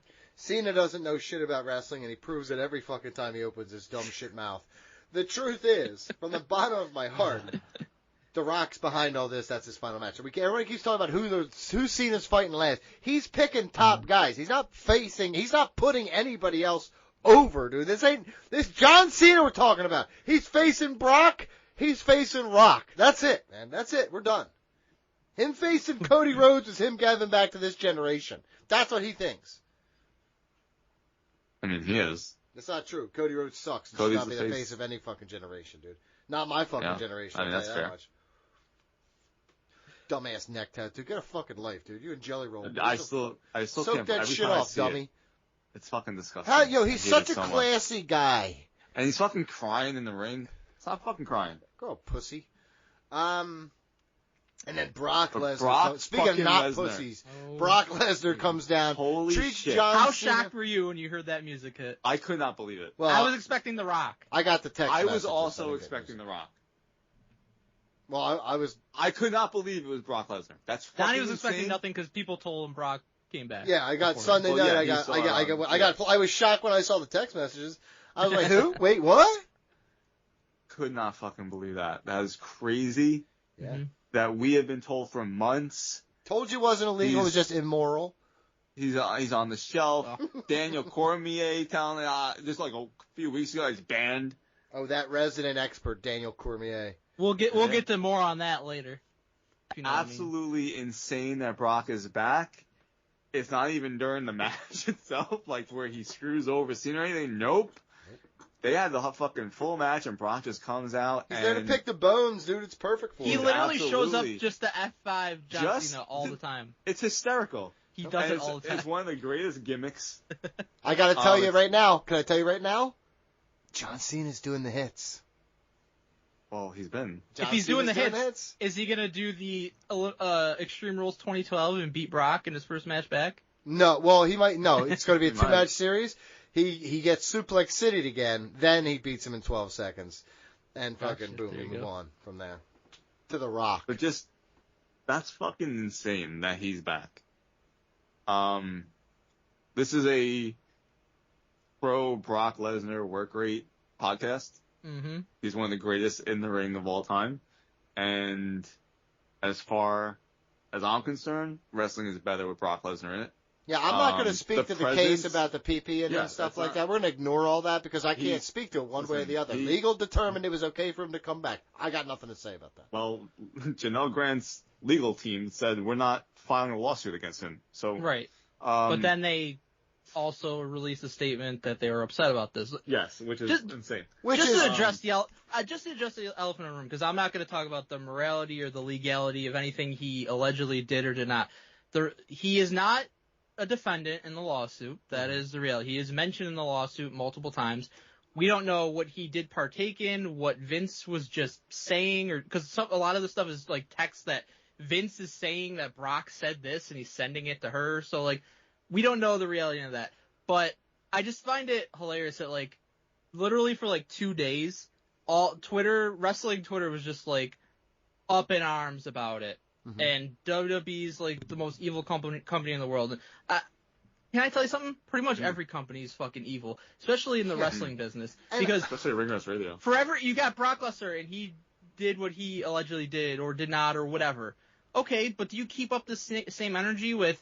And I love this. He's one of my favorite wrestlers of all time. Do you keep the same energy with Stone Cold Steve Austin? No, nobody keeps that same energy. No, you're right about that. No one ever says anything about that. No one ever addresses the fact that he beat a woman. We do. Was a convicted rapist. Mm-hmm. Do you keep the same energy with the fact that he was in WWE and he was in AEW? Because a lot of it is AEW fans that are trying to do a gotcha and they ignore the fact that convicted rapist Mike Tyson was in their company, or that multiple people in their company have allegations against them by women, but they just do whatever is convenient for them. So let me make it very easy for everybody. I don't know how we got to AEW here, but okay. Because I'm trying to make a point. Every wrestling company has some fucking scumbags in them in one way or another. And if you need a moral compass to guide you toward what wrestling company you're going to watch or support, you're not going to get anywhere because every single wrestling company has somebody who's done something awful in it. Every single company in the whole world. Every single piece of entertainment that you enjoy, there's something sinister lies beneath. Yeah, so if you're going to complain and say, "Oh, I'm not going to watch WWE," well, you better not watch AEW. Or how about this? Or how about movies? You better not watch any movies. You better not play any video games. You better not wear Nike. You better not drink Starbucks. You better not do anything in your fucking life if that's what your concern's going to be. Mike, honestly, usually you're a piece of shit liberal, but honestly, this is a very good perspective here because this goes from both sides. I'm yelling at everybody now. Shut the fuck up. Like this is not even a liberal. That's what I mean. I'm mocking you. It's just looking at the entirety of a situation, understanding them. Like you can't say this one thing is bad and then ignore everything else. Yeah. So you either got to talk about them all, or have a steady fucking or in your life you say I wouldn't do that, and then you move on with your life and not worry fucking so much about what everybody else is fucking doing. Me as a wrestling fan, what I've learned over the years is to enjoy wrestling. You gotta not worry so much about the other shit. Unless they, murdered their family. Ooh, easy. Chris Benoit. Hey. Maybe just enjoy the entertainment. I gotta tell you, Mike, let that permeate through the rest of your entire life and you're much happier that way. Just gotta say it out loud. You're much happier if you let that thought process, what Mike just said, permeate your entirety of your life. I have my thought process. I think whatever you got going on your side, you gotta maybe subscribe to that. Oh, I don't Because know. you're worried about a lot of things that make no sense and that you shouldn't be worried about. Outside this place, man, I don't give a single shit. I move on. I cut up wood and, smell fire all the time. The woodshed? The woodshed. The wood pile. The woodshed. Yikes. The wood pile. Yeah, it was the wood pile. pile. That's horrible. The wood pile is sorry, the I name got of the my dumb name future wrong. business, is the wood pile. Sounds like shit. That's a good name, dude. The woodshed is even better. The wood pile fucking blows. That's not true. We're gonna get Brock Lesnar versus Gunther one day. Hopefully at definitely- WrestleMania. Yeah, it's definitely happening. That would be fucking awesome. Listen, I hope Donnie Brock- doesn't say the match was too long. Because we know it won't be. It That's a definitely won't be. 13-minute. That's a 13-minute match, dude. If you're lucky. If you're lucky. Man, Brock being back opens up some awesome possibilities. Like, dude, Mm-hmm. Obafemi at some point would be fucking crazy. Well, here's Braun the problem. Breaker. Here's the thing. Braun I am Breaker. done. Hold on, Oh, real God. quick. I am Come on, done. man. Brock is back. Well, hold on a minute. Right there. I think you're wrong. I think Brock I? and bigger guys, not always the best We can matchup. run back They tend Whoa. to, they tend to get Punk growth. and Brock. I like Almost was I like actually good. I like Punk. I mean, I like Brock versus like different guys who I've learned in the years that some of my favorite Brock matches are the ones that I didn't expect. Of course. Like He the can stuff do it against against Brian, anybody. I Brock never is in a always- million I'm years just- would have I'm picked just throwing Brian. out names of who I want to see. I want to see those 4 matches. I want to see a rematch of Brock and Sami Zayn. That would be awesome. Brock and Punk. No, I don't want that. Yeah. That shit. You Brock, want it. Brock will CM kill Punk him. might die. Brock will kill him. Yes, so I say Brock will kill him. I got to get off of this thing. So BJ went to match moment overall grade, Mike. That's SummerSlam. That's way too long about it. Jesus Christ, it's longer than the show. My favorite match was Never. CM Punk and Gunther. My favorite moment, I'm gonna tie between Seth Rollins cashing in and Brock Lesnar's return. That's a cat. No. Pick one. Yeah, We're not doing that shit. That is such a head. I'll go Seth cash in. That's such a hedge. It Okay. just sucks. Okay. Overall Yeah, grade, I'm giving it an 8.5 out of 10. Oh! I understand in your Whoa. world that 85 would have been like the greatest grade you could have ever Whoa, gotten. that's but- lofty, dude. I was on the dean's list and the president's list. Fuck you. So I did. It was community college. It was great. BJ? My favorite match was Naomi versus Rhea Ripley versus Io Sky. My Stupid. favorite Very moment. stupid. Thanks, man. Yeah. It's not my problem that you're a sexist. I am sexy, my thank favorite you. moment. So Mike nailed night 1 and night 2 God. moments. The best moment is Brock Lesnar coming back. It's our boy. Overall grade.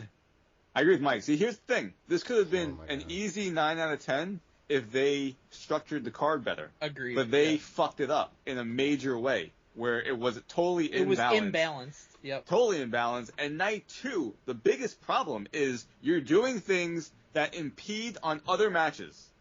And that should just be the most blatant thing as you're booking this card. And I don't see how no one fucking said it. Yeah, where you at, Bruce They got- Pritchard? they- Where right, are they you got fucking at? He only does the times. Yeah, Bruce they got Pritchard, you 26 fucking coward. 26 fucking creative writers, but can't figure Yeah. out that we shouldn't Yeah. have fucking 5 Bruce stipulation Pritchard? matches all doing the Abyss should have same spoken shit. up. Abyss should have spoken If up. you Abyss shut your would've fucking known, mouth. but he was You fucking see what it's there done to in Bruce January. Pritchard. I'll do the same to you.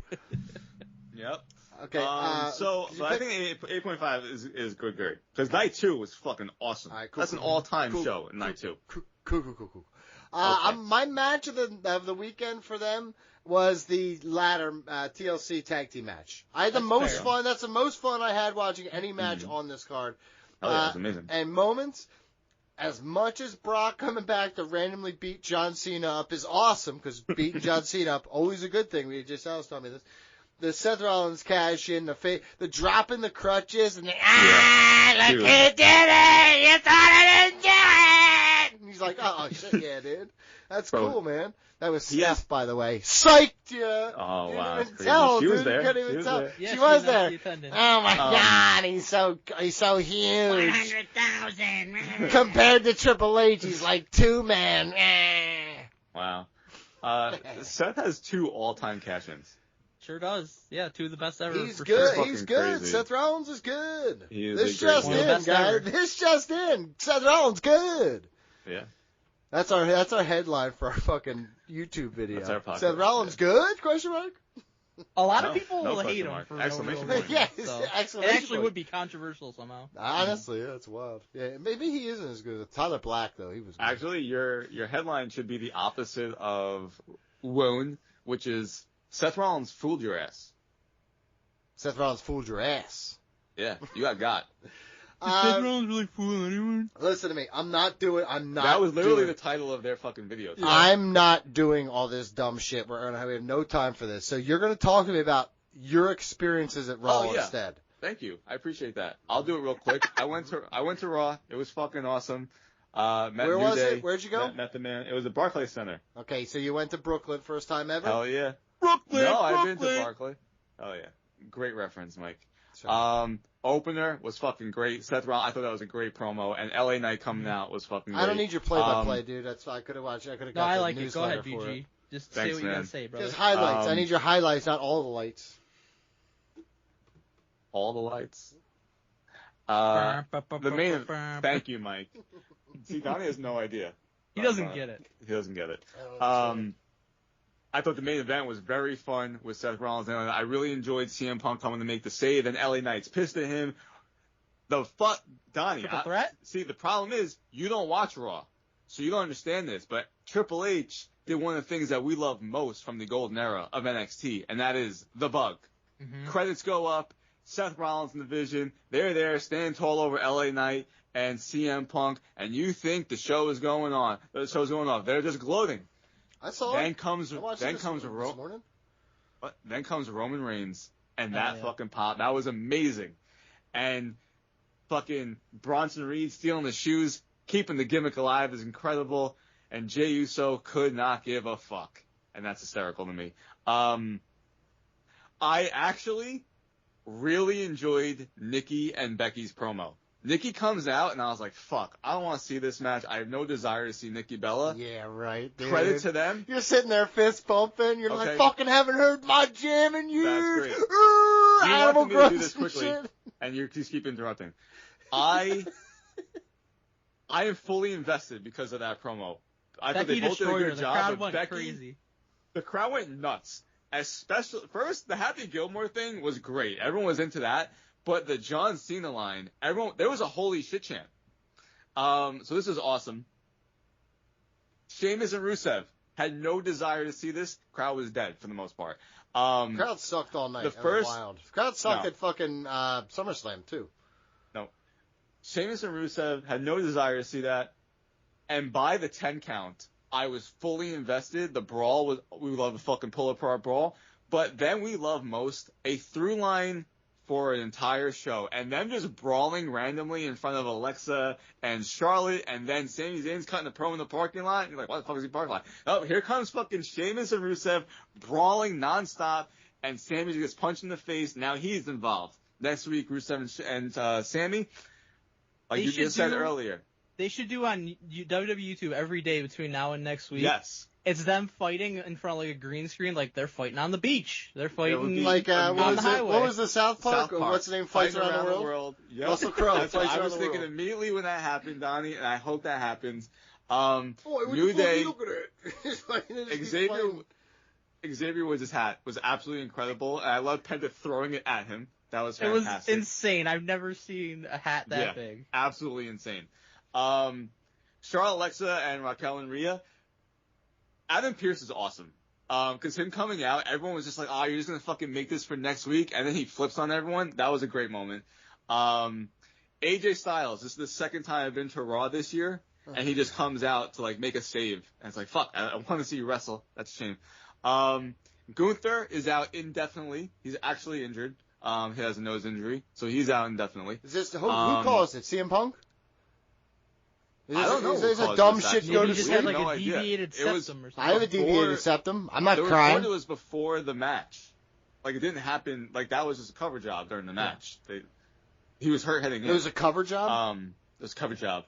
Jesus Christ, Dave. Hell yeah. Jesus Give him a Christ. CJ. Oh! Fucking CJ. can't. If you Hell gotta yeah. ask what it is, you can't handle it.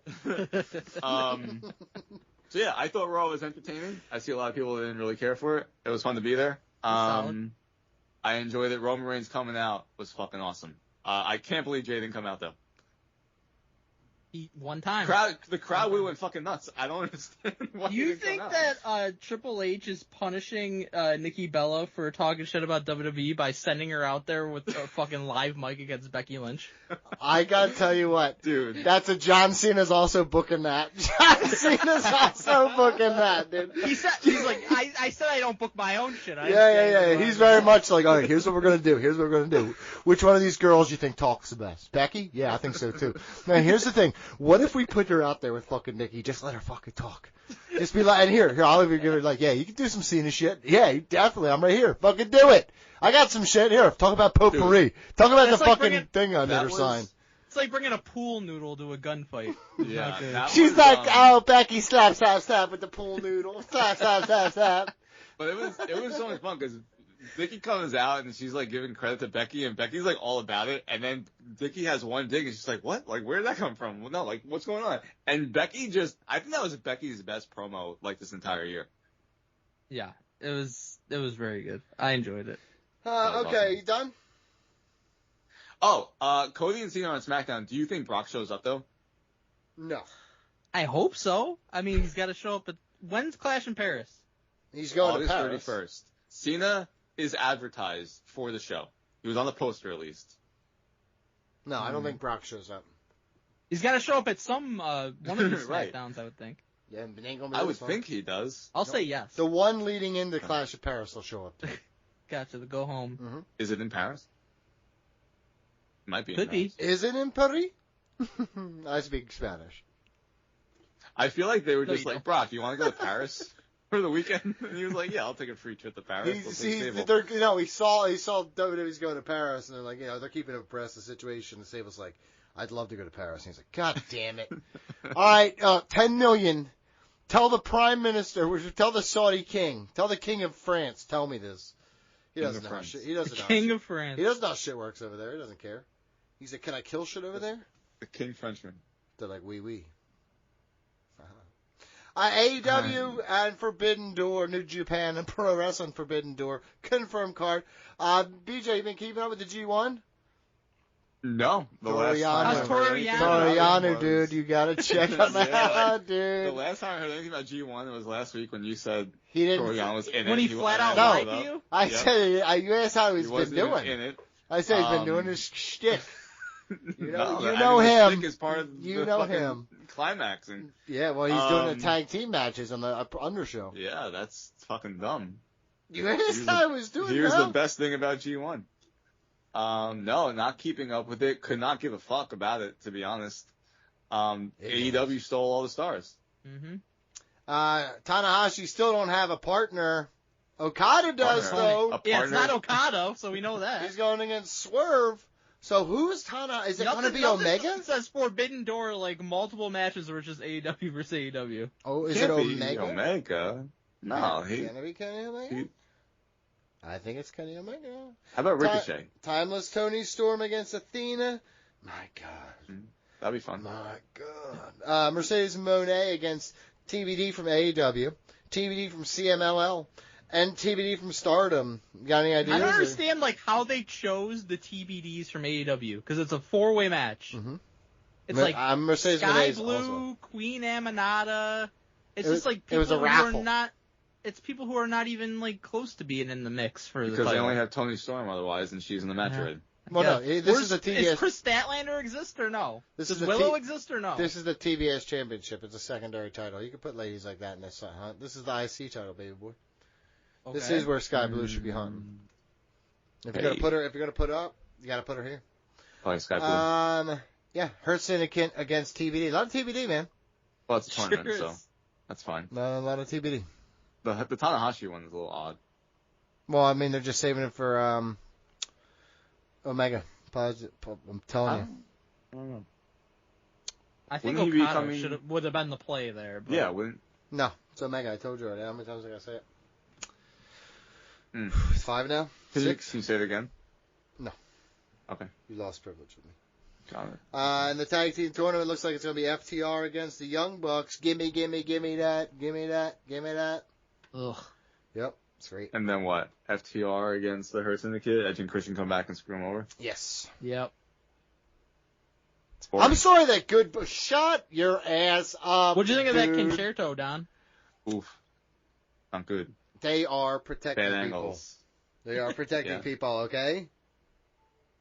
Yeah.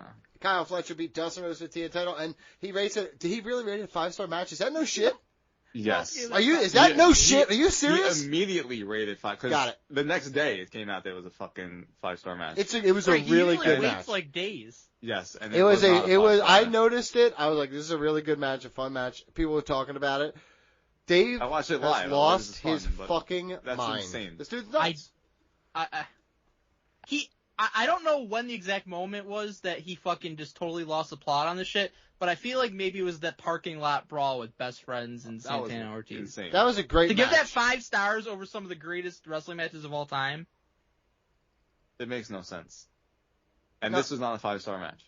It's a great match. It's not a 5-star match. That's all I'm going to say. It's a great match. And Dustin Rhodes, Dustin's he needs claiming he surgery. needs double knee replacement. Well, he didn't claim that. Shawn Sapp said that. Oh, he claimed it on Twitter, Dustin, today. Oh, okay. So, That sucks. So Sean, right again, man. He is a god. We'll get to that in a couple minutes. Hangman Page retained the title versus Moxley. Another really Dude. good match. That definitely didn't match up with their first one. But how could you? How could you? You know what I mean? You're moving Mox out of here. That's fine. Why was this in the middle of the fucking show? Because I've said this a million times. Because they had a 5-star Tony Khan- match for the main event. No, that Or was that on a different Collision. show? That So- was Collision. The main Tony- event was Ricochet Tony- and Mark Briscoe. Tony believes in the 9 o'clock spot. Right? He believes in that. He thought they were going against the presidential debate, like the Dude. opener of the pay-per-view the one Well, time. he's always No mercy. we In WWE. bitch about stuff being no in the middle of the mercy. show all the time, so he's got this affinity for that time slot being maxed out or something. This I is don't your know. world title match. Like, He should be does the he main does shit like this in the middle of the show more often Should be the than main not, event. and I wonder how much of it is to protect himself if it goes long. I had 2 matches afterwards. I wonder if there was really even a point or a need of doing that match again. Well, I agree think with that. just to wrap up loose ends, I feel like it made It sense. was It was a wrapped fun up. little match. Well, Moxley had a long title reign. He's fucking Could have do a ended on the rematch, highest and note now possible. you just fucking say just end the rematch. It was fine. It Oh. was a good TV match. Again, it should have been the main event. I'm going with it, but it's a really good TV match. I really enjoyed it. And then Reigns not doing much of those ratings, though. well, it is what it is. There we Maybe Hangman is not the guy. go. Well, for gotta give him a fucking chance, and you have to give him a storyline that people get behind. You know what I mean? He's going against one of the best in the world. Yeah, that everybody hated for a really long time. Now you gotta give him a good storyline. Well. I mean, So now where Tom. does he go from here, Mike? I Where mean, does he well, go they're from setting here, up BJ? MJF. Yeah, obviously that's where you're gonna go to the big storylines now. Okay. And Darby tried to kill Mox. So Yeah. he like literally tried to murder him. So that happened. Listen, I like It's it. wrestling. That's honestly it reminds me of That's James the Storm. game you went to. James Storm and Oh, Mickey when he threw him James. into the fucking Mickey yeah, James. mhm. Remember that? Yep, yep. On Onto the train. tracks. They both got the police Sometimes- called because they Hey, thought it was sometimes you real. gotta do it. Gotta do Sometimes you wrestling. just gotta kill somebody. Is that what you're saying?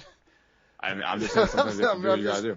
Okay, I just want Wasn't there that. like a Magnus and Bram storyline where they like were in a bar and they went like through a fucking secret door or something? Oh yeah. Never to be seen again. Like to a rooftop and he like pushed them off the fucking roof or Yeah, something. I remember something like that. crazy. Yeah. Nice. I don't know if Two Magnus more was times involved, you but do it was definitely Bram. 2 more. Good. Naomi and Io Sky against Stephanie Nope. Vaquer. That's not it. Or Io Sky. Naomi There you or go. Io Sky. It's gonna be Naomi. She's gonna win. Right. I have a theory Oh, is Rhea that gonna Kabuki screw? Warriors cost Io Oh. because they were not liking her being buddy with Rhea kind of Yeah, like frenemies definitely with not. Rhea. So I think Rhea saves her and we get a little Kabuki Warriors versus Rhea and Io. Oh. I almost did a very racist. Yeah, you definitely should. Oh, you still did it. I Still That's did it. crazy. That's Just crazy say you it. still did Just. That's it's amazing. wild. You call yourself. It's Decide not still to do did it. it. And you It's just still immediately did did it. it. Well, I couldn't. That's wild. My lips don't move fast enough to stop It's the like words. Will Ospreay trying to sell something. Like, I can do it right now. I'm right up. It's almost like you didn't know it at all. Nice fucking clothesline, dummy. Okay. That was crazy. But listen, SummerSlam happened. Wish you would It do was 2 nights. People decided to listen to me and finally started sending in Smarks comments. Ring Rust I think Radio. they have been. You just sometimes are too lazy to do anything about true. it. That's not You true. don't work. ringrustradio@gmail.com. Send them in. Send your name. That way I can thank you. Like I'm going to thank George Cruz for sending them in. Corey Linke. Justin Carson. Dante Yeager. Matt Bowers. Chad Reap. Nathan Tomlanovich. Clint Williams. And Justin Gauthier. So big thank you to everybody for doing that. So Thanks, really everybody. appreciate it. Oh, That's yeah. awesome. What did you contribute? Time and effort. Oh, So that's a a first. little bit of time. Yeah. Hey, it's here, isn't it? Mike, number 1. Mike? Number 1, Mhm. if Triple H's name wasn't attached to DX, the game, and a couple of sledgehammers, the internet would have turned on him by now. But because he Yeah. has that legacy protection bubble, we keep giving him a pass. Not anymore. Yeah, not The anymore. truth is, Triple H isn't saving WWE. He's just dressed the same old formula in a black leather jacket and convinced y'all it's new. Yeah, dude. Is this a chat GBT Yeah, fucking dude. Donnie battle? Wood's chat GPT Yeah. burner. Dude. And by the way, it's not a leather jacket, it's a denim leather jacket. Yeah. Get it right. Brother, wild. that was a legendary burn, dude. Shut it the fuck down, man. Woo! That person who wrote that is an incel for sure. Oh my god, yeah. There's no way. Yeah. There's no way that this wasn't Donnie putting in chat GBT. There's commas. There's a fucking No, M dash. yo, it may have been somebody putting it in ChatGPT, but it wasn't me. I think it was you. No, the only thing I use ChatGPT are cutting the corners on Ring Rust Radio. Yeah, there it is. I like that the M dash has become synonymous with AI because like normal Yeah. people don't know about it. Oh, I love. Yeah, that is true. But I use M always dashes used all it. the time. I use it all the time as well. It's a great. Find it as a great way to like instead of using commas in that. Whatever. I'm not doing this. Number 2, please. Tribal Chief. Nope.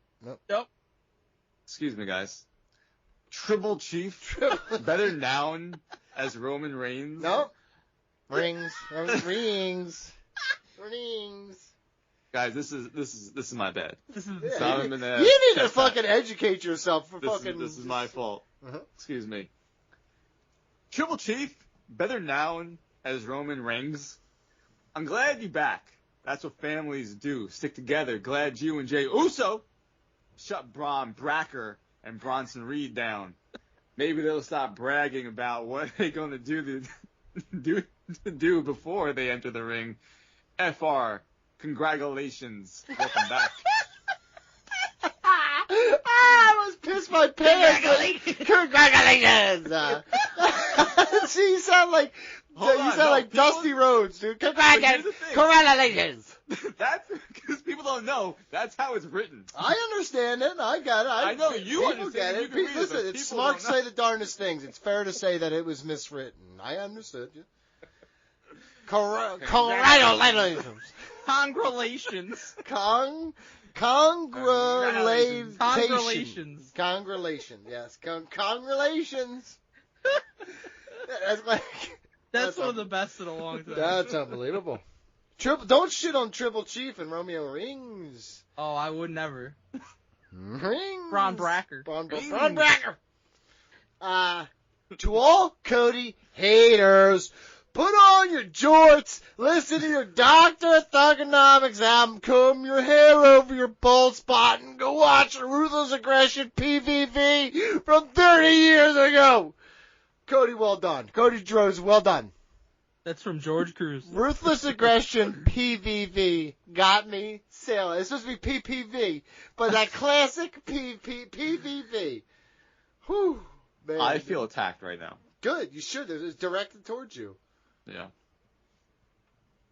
Mike? Why all the whites win? Racist Triple H.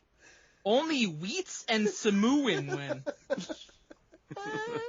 Samoan sent me, dude. I was dying. Oh, God, dude. It's true, though. Racist Triple H. Confirmed. Samoan people are not white, by the way. They're so. very brown. They're very brown. That's fine. Go ahead. 5? All right. Just smashed my TV in front of 30 guests at my party because Brock Lesnar returned at SummerSlam. My wife just took our crying kids and said they're all spending the week at a hotel. This show has ruined my life, my family, and my party. I can't handle this anymore. Goodbye, WWE. Okay. This is a meme for any time something bad happens. Can I say something to you? When did it start? Because this sounds like the exact text or tweet that I sent to the guy who was shitting on me for giving Seattle an F that time. Remember when I just... Yes, it started well before that, but that was, yes. That dude was like, oh, I'm going to attack him. I was like, it has ruined my life. You lost It your has... wife and your kids and your job. The dude was like, I'm really sorry, dude. Like, check out if you ever need anything, a recommendation, hit me up. You should tweet him. Yo, I'm down real bad. I'm down bad, baby. I am. Number 6. Where is AJ Styles versus Dominic Mystery? AJ Styles. Where is AJ Styles versus Dominic Mystery? Dominic Mystery. Dominic Mystery's a good one, dude. It should be on Scooby-Doo. Hell yeah, dude. Yeah, that'd be fun. Oh, man. They have a lot of masked people right Boomerang's now. gone. Let me just say real quick, fuck HBO and Warner Brothers and all that shit for what they did to that. What? It's hard to find Scooby-Doo. It was on Boomerang and all the old cartoons in one place. It was easy to get. Oh, is Boomerang gone? Boomerang's gone. They went into HBO Max, and now HBO Max, they eliminate shit randomly. Yeah, they did. They eliminated a whole bunch of shit last week. Yeah, no, all the original Looney Tunes are gone. Yep. Damn. Yeah. Maybe just put them somewhere where we can get them. Why are you hiding them? Why are you hiding them, HBO? Maybe because there's racist things in the Looney Tunes. It says at the beginning, though, it was from a different time. Relax. It's true that they do say that at the beginning. It's like, this cartoon came from a different time, so when it says slurs about Asians, don't be shocked. That's what it does, dude. Don't be shocked. Number 7, please. Our champ is here! We love you, Cody! My GF wants to have your baby! Holy shit. That's George That's Cruz. insane. That's George Cruz. Yeah, if his girlfriend was him.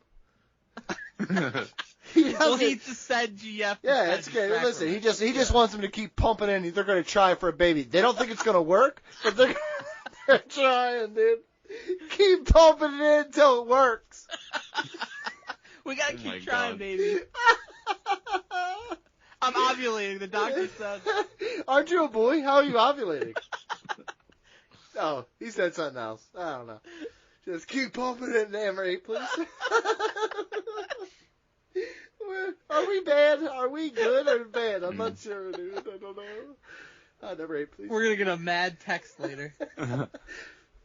Donnie, do you want this one? No. Okay. The GOAT is Hulk Hogan. Can we apologize for having him come out in California in an area that is mostly Democratic for the worst moment in his life and last appearance on your show? It was a total setup. It was a con job. It just happened to be the fucking debut episode on Netflix. It wasn't a setup for anything. They shouldn't have done it in liberal California. I will be honest with you, and this has nothing to do with politics. I'm really rooting for that fault line to just send California into the water. Oh my God. You're rooting for people to die and lose. No. I hope the fault's like 2 minutes before this happens. You're rooting for BG's brother to die? Is BJ? Because if he is, I'll root for it. No, he's not. I don't think. My brother's there. Fine, we'll save him then. NA, I'm not rating this shit. This was a solid event. Okay, hold on. I'm getting all turned around here. Not NA. I'm not rating this shit.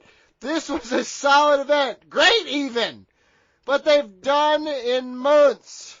And then they dragged out old Sex Pests, Carcass, Sex Pest. Unbelievable. That's Brock. Sex Pest, Carcass, so they can sell a couple more tickets. I'm sick of them relying on old-ass people.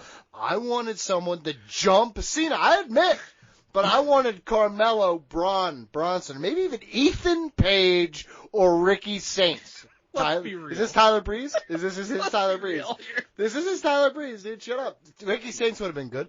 Throw someone new in there rather than a 50-year-old who's been washed for 10 plus years. Can you imagine fucking John Cena loses and they go off the air with a Ricky Saints attacking him for SummerSlam? No, you couldn't do it there. You'd have to do it And I like Ricky Saints. Could you real quick? Fucking insane. 35-year-old Ethan Page. Yeah, heck yeah, dude. And I like Ricky Ethan Saints. Page, but that's fucking insane. The young upstart, Ricky Page and fucking Ethan Page. Ricky Page and Ethan Saints. Ricky Page. Ricky Page sounds like a NASCAR Could you driver from the really late imagine 70s. if the show went off that way? It would have been fucking awful. I know. Well, Would've been no reaction. Ricky Saints would have gotten. No, people would have been that would have been psyched fucking out. awful if that's how the show ended. All right, well, you're admitting Ricky Saints is awful. Thank you. That's not it. Is it traitor? Known traitor, as I have heard. Go ahead. Next. WWE, why did Triple H and Seth Rollins do that to CM Punk? Why didn't they do that to John Cena instead? That's why AEW started to be better and more watched than WWE. What? That's why I don't be complaining about anyone who left WWE for AEW. That's why I don't. WWE start to be sucks and boring. Yo. This is from Melts, by the way. That's why AEW started to be better and more watched than WWE. That's how he perpetuates things. Dude, that is fucking great, dude. I like. I don't know if you know this, but 5 million people watch on Max. It's crazy. More watched. I'm like way into this guy. Go ahead, next one.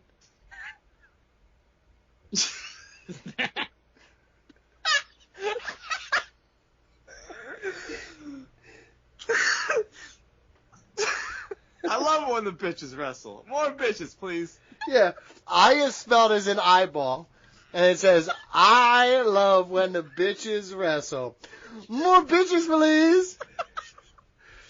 Unbelievable, dude. That's Donald Ghostin. Yeah, I was wondering where Ghost has been. This is Instagram. This is crazy. The Brock Lesnar return make me quit the sport. This is the last time watching this sport who is controlled by billionaires, friends of rapists and Nazis.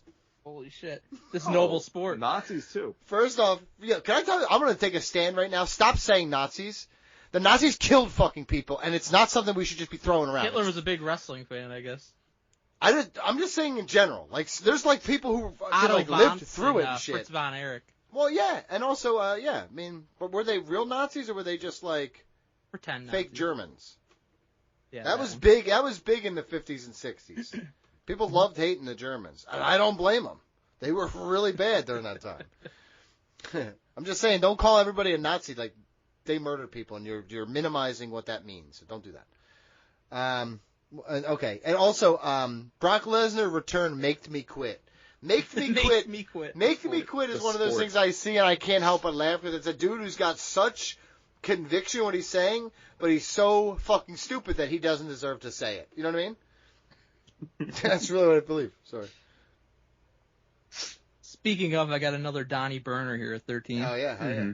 Triple H is not some creative genius. Let's go. He's an overhyped, protected, and nostalgia booker who's been coasting off reputation since the NXT Black and Gold days. Let's go, dude. And if we're being real, And we are. even that era was more about vibes than actual long-term results. How many of those quote-unquote can't-miss stars he built got buried the second they hit the main roster? All true. Exactly. Yeah, exactly, dude. Damn, dude, he had a whole ass conversation with himself there. He didn't need you at all. And didn't once consider the fact that almost all the top stars in WWE right now came from NXT, but okay. Yeah, they had a cup of coffee there. They didn't thrive the way you're talking. Many of them did. I don't think so. No? Number Rhea Ripley, Bianca Belair don't exist. Who? 14, please? Huh? Seth Rollins, first NXT champion. Nikki Bella is back after she was guilty of abusing her ex-husband. Ex-convict Jelly Roll had a match, and Cardi B, a woman who openly admitted to drugging and robbing men, were all featured, and no one said anything. Brock wasn't even found guilty, and Ho was mad. Yeah. Yeah. It's wild, dude. This went fucking crazy. It was so well done at the end. It just got ghetto as shit. To be fair, lots of people said stuff about Jelly Roll having a match, but not because he was an ex-convict. Yeah, because he's a fake ass celebrity. I hate it. But yeah, it's fucking Ho's mad. Yeah, unbelievable, dude. Took a fucking right turn real quick there. Number 15, the most shittiest SummerSlam ever, and stop doing 2 fucking days.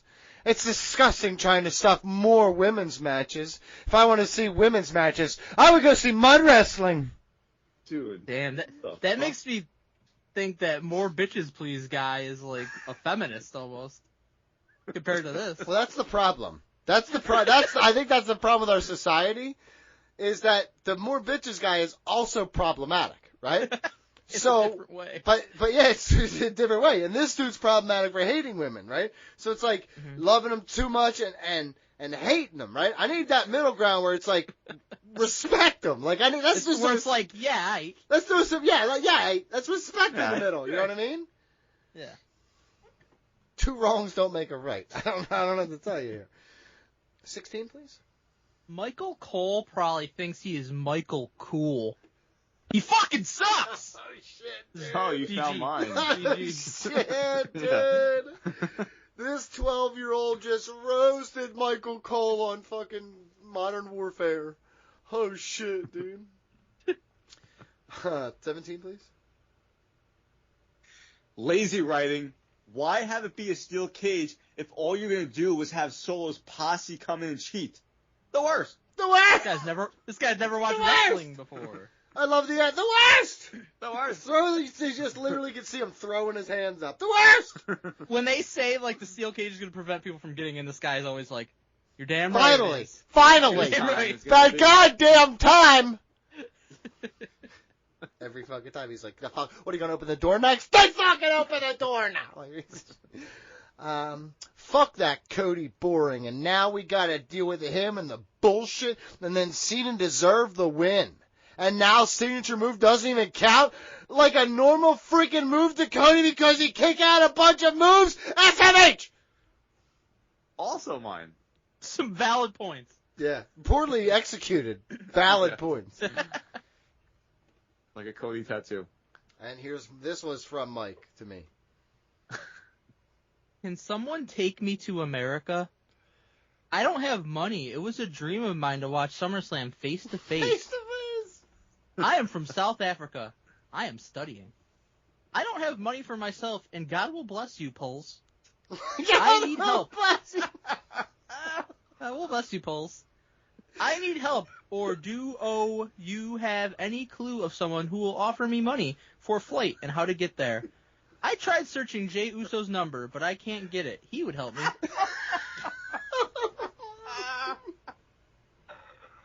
Holy shit, dude. It's all fucking timer, man. God will bless you, Pulse. Also, I was searching for Jey Uso's number. He's going to help me when I find it. Oh, shit, dude. The way you said Pulse. Oh, shit. Number 20, please. Ramon opening show. Why he not main event forever? He king of Samoas. Ramon! Oh, shit, dude. You know what's getting on here when it's Ramon. And especially when it's Samoas. Yeah, that's wild, dude. OMG, what the mother cunning fuck is this? I thought he's out for a year.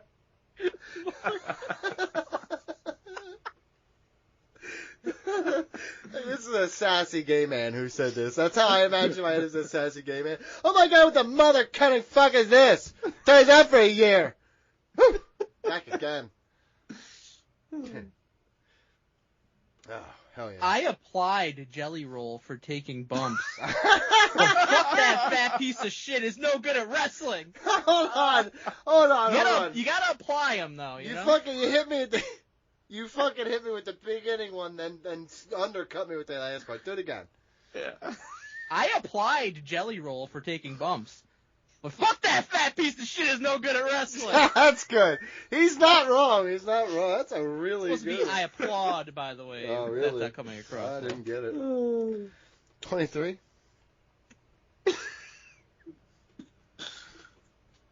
This is reminiscent of a classic. Yep. You could cook eggs on that ass. She's so fire. That's right. That's a Eggs and bacon on that ass. Yum. Yum. You can cook eggs on that ass. Some moment in the match, I think it looks terrible. With delayed moments with Nyam.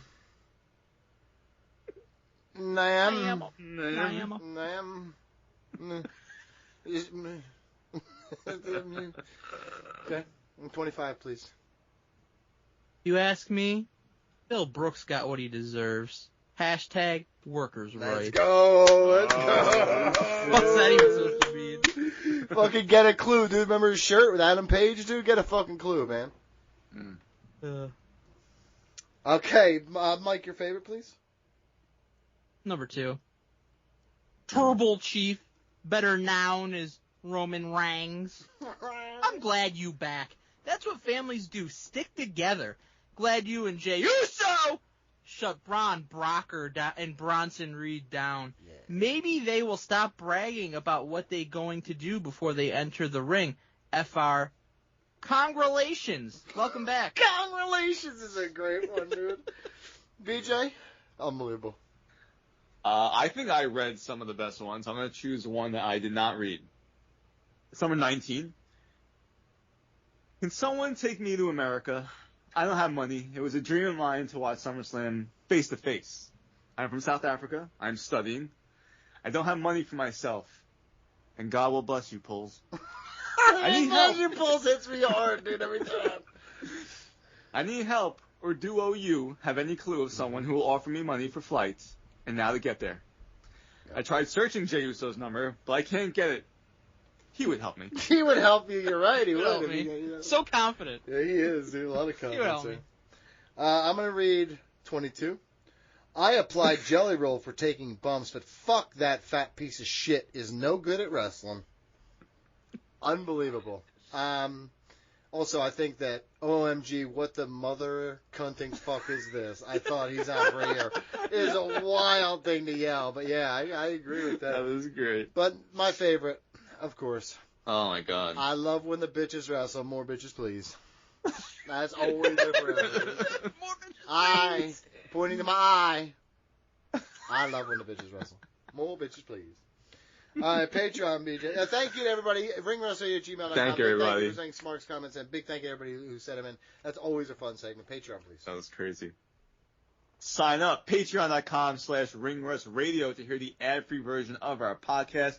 Hear early access to upcoming retros like The Naked Gun and the current era fantasy draft, the best championship design ever bracket, the best sports video game ever bracket, and WWE Fantasy Season 41 that we recorded those two tonight.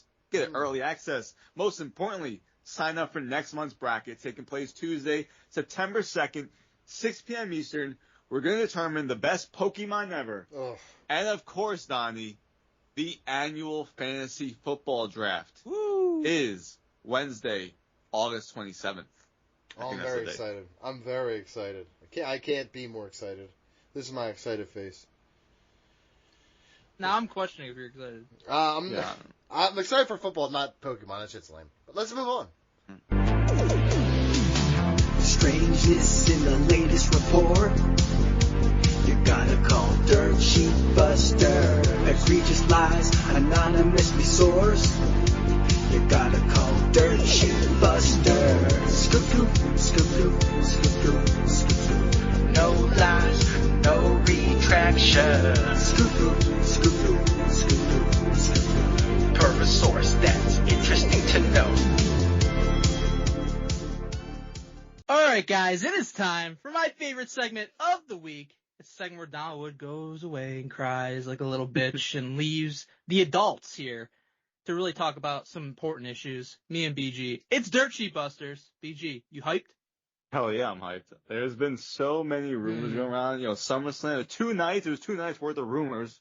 right? Yep. So I can't wait to see what you got for us. There's a lot. There's a lot of things that took place in wrestling.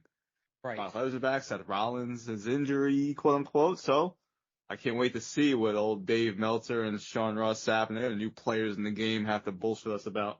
Yeah, I would say SummerSlam is probably one of the most newsworthy shows in a very long time, probably of the entire year. So you got that going for it. You got Brock Lesnar coming back, so you have people with vendettas that are involved with that. So it's a lot going on here. We're going to start with one from WrestleVotes. BG, man, it's been so long since we've seen Tyrese Halliburton in WWE, don't you think? It has been a while. Has it? Huh. Okay. Well, let's see. During a recent Q&A, WrestleVotes revealed, and by the way, this is from 1 month ago, this one. I had to go back in time to get this one. During a recent Q&A, WrestleVotes revealed that while Halliburton's connection to WWE has been well received behind the scenes, the reality is that with his injury and the Pacers out of the playoffs, there's little reason to feature him right now. Here's a quote. It's funny you say that. When he was in Game 4 or 5, he was at the post-game conference, and they asked him something about social media. He said that he stays off it for the most part, except to check WWE news. Those guys, the guys I talked to, the guys who work there, they love that. They thought that was great for the company. But outside of that, then he gets hurt and they don't end up winning. So you won't hear his name too often going forward. So this comes out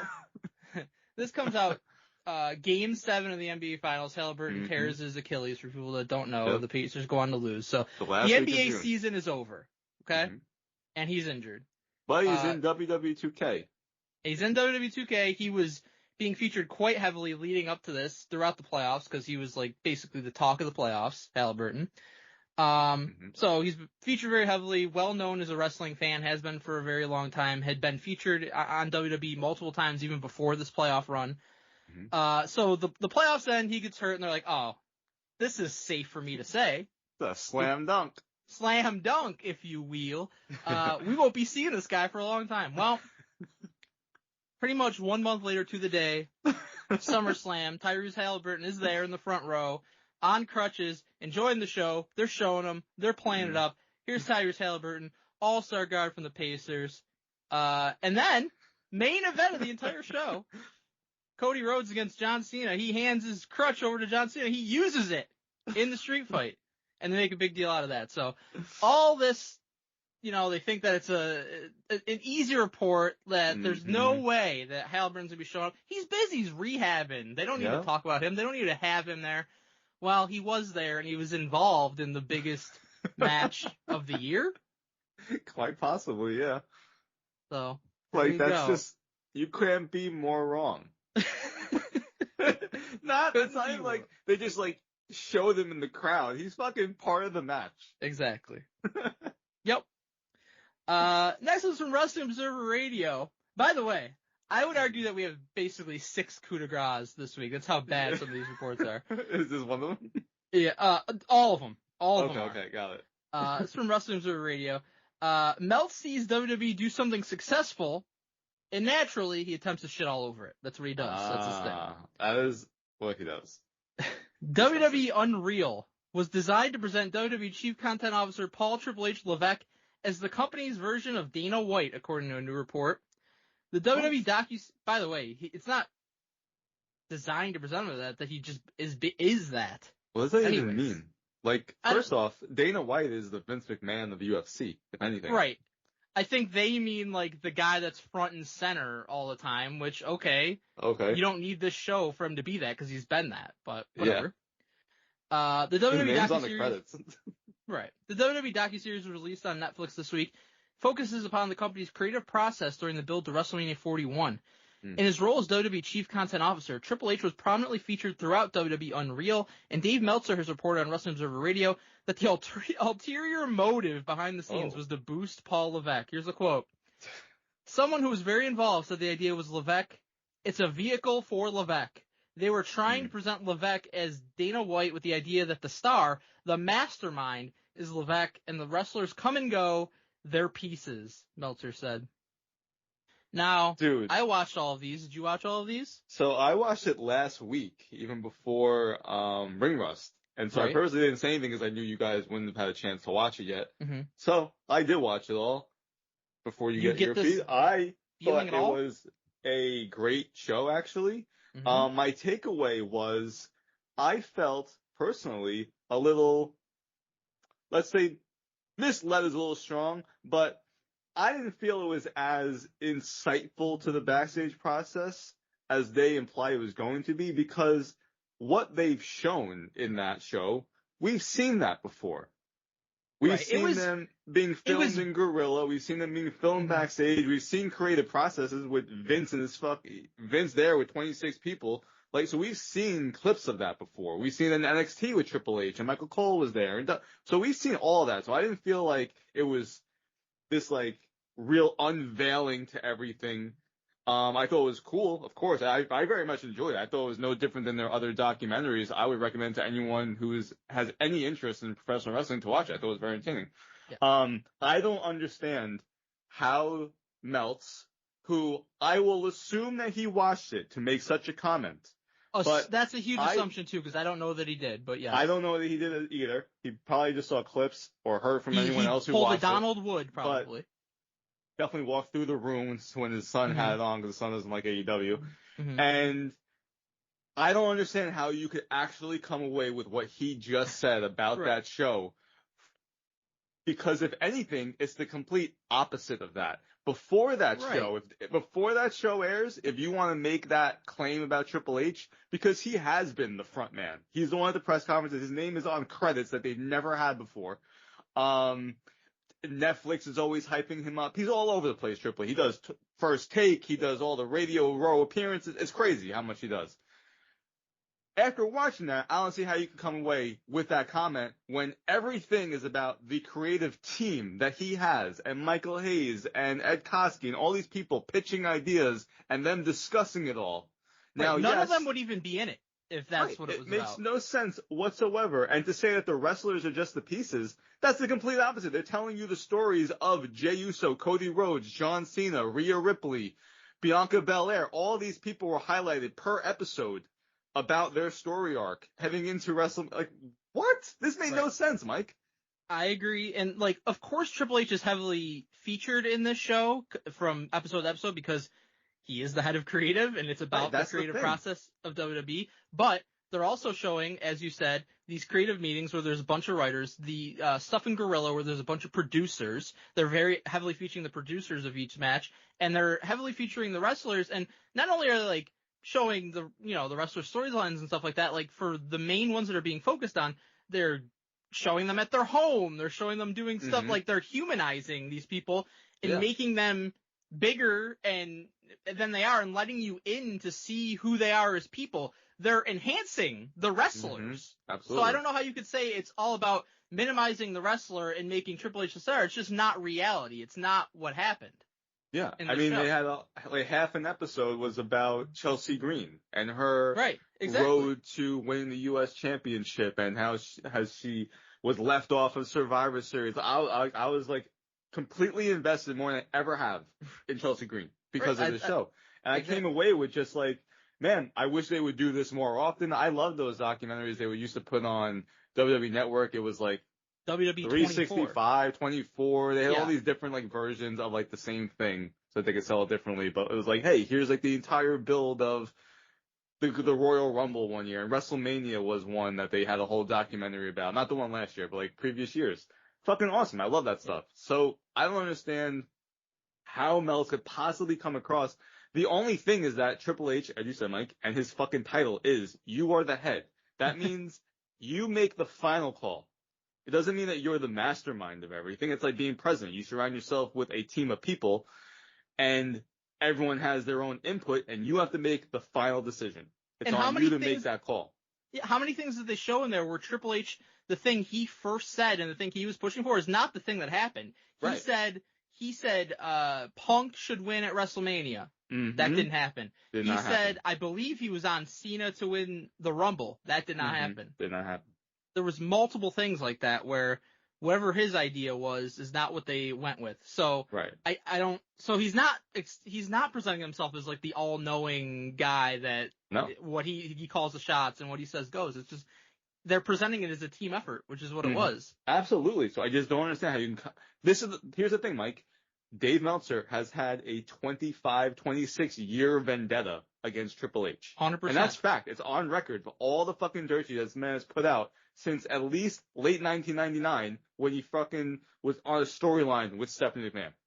And he's had a vendetta against WWF as a whole for even longer Absolutely. than that. So. And, excuse me, is Tony Khan not the mastermind of AEW? Why aren't you getting on him about fucking declining ratings and shit fucking booking? He's the one guy that does it all. Because everything's great there. Oh, don't worry about the ratings. They're great. Yeah. Next one's from BodySlam.net. BG, how great were the Hardy Boys in that TLC match? I don't mean the one from 2000. I mean the one on Sunday. I love that match. Yeah. They were ringside. That was cool. Yeah. Night 2 of SummerSlam at MetLife Stadium will feature a TLC match for the WWE Tag Team Championships of the Wyatt Six versus Motor City Machine Guns versus Street Profits versus DIY versus Fraxium versus Andrade and Rey Fenix. There may be a 7th team in the match, however. What? As Corey Hayes of Body Slams reported that Matt and Jeff Hardy are in attendance at SummerSlam. While this does not guarantee they will be in the match, Cassidy Haynes of Body Slam noted he was, and I quote, told to keep an eye on the TLC match. What does that mean? This is probably somebody who was like, wow, 6 awesome teams in a TLC match. Yeah. You should keep an eye on this one. It's going to be a great match. Yeah, they delivered. Yeah, agreed. What? These guys thought Why that it would was. they have been in? These guys thought that it was WrestleMania 33 all over again. The New Day were going to bring out the Hardy Boys and put them in the match. That was insane.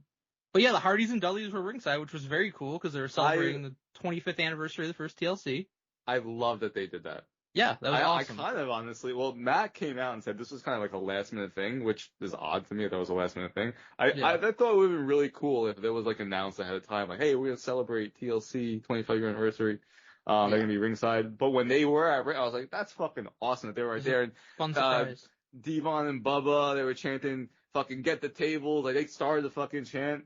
Michael Cole telling everyone, hey, Bound for Glory in October. Mm-hmm. They're going to have a fucking farewell match, which it's upsetting that it's not in WWE, but that was cool. I mean, that's great promotion for fucking TNA. Yeah, wow. I heard that the partnership's terrible for TNA, but yeah, I don't know. What do I know?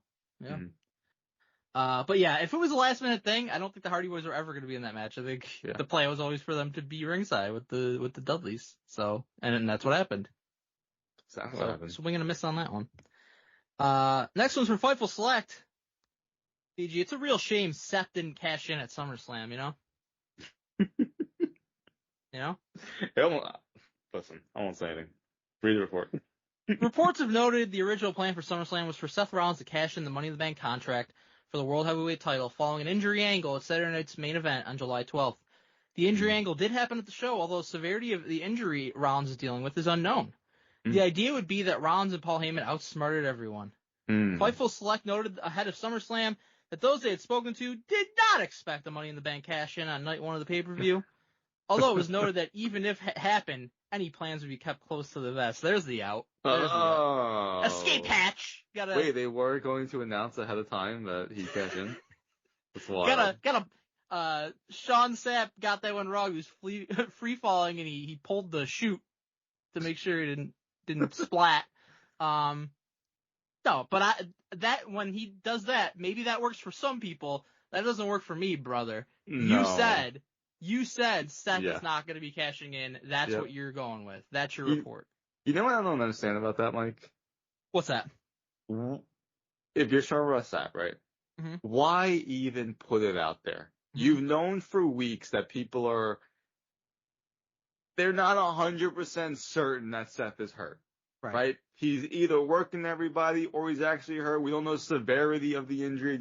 They never came out with any type of severity. Just say he's on the shelf indefinitely. We all thought once Seth won Money in the Bank that he was going to cash in at SummerSlam. We predicted that when it happened before the end of the injury angle. But like everyone thought, okay, SummerSlam. Why? What's even the benefit of putting it out there? Just to be able to be proven wrong. Sean Sapp actually he does it a lot. He did a horrible job with the whole Seth Rollins thing because he was wrong the whole time. He said, it was a real injury. He was on crutches and walking boots. It was real. It's definitely real because they would be working people right. and they'd be working the boys. They'd be working. They're like, he even worked the medical staff. He did not work the fucking medical staff. The medical staff can look at his fucking knee and know if there's something wrong with it. Didn't work the medical staff. He just came up with excuse after excuse for why. It's like, it was a great work. And you kind of exposed yourself as not having the greatest sources in this case, and you were wrong. Yeah, he was the first one to put out there that during Evolution, Seth was backstage with crutches and a brace. That's interesting. Which is not like anything. It's just, but you're the one putting it out there, and I mean that's true. He did have that, but he wasn't really hurt, which is crazy. I just laugh at the narrative because he mentioned it and Meltz, who, by the way, Meltz was asking people to apologize and shit. It's like, buddy, you took John Pollock's report and you just piggybacked it. So do you have that in here? What's that? Do you have that on here? About him asking for apologies and shit? Just about Meltz and his reporting, quote unquote, of Seth Rollins and this angle. No, otherwise I will go into it. I just wanted to bring it up here, actually. No, yes. Just okay. Because he's basically acting like he's the one that came up with this and he's the guy that broke the story. John Pollock broke the story.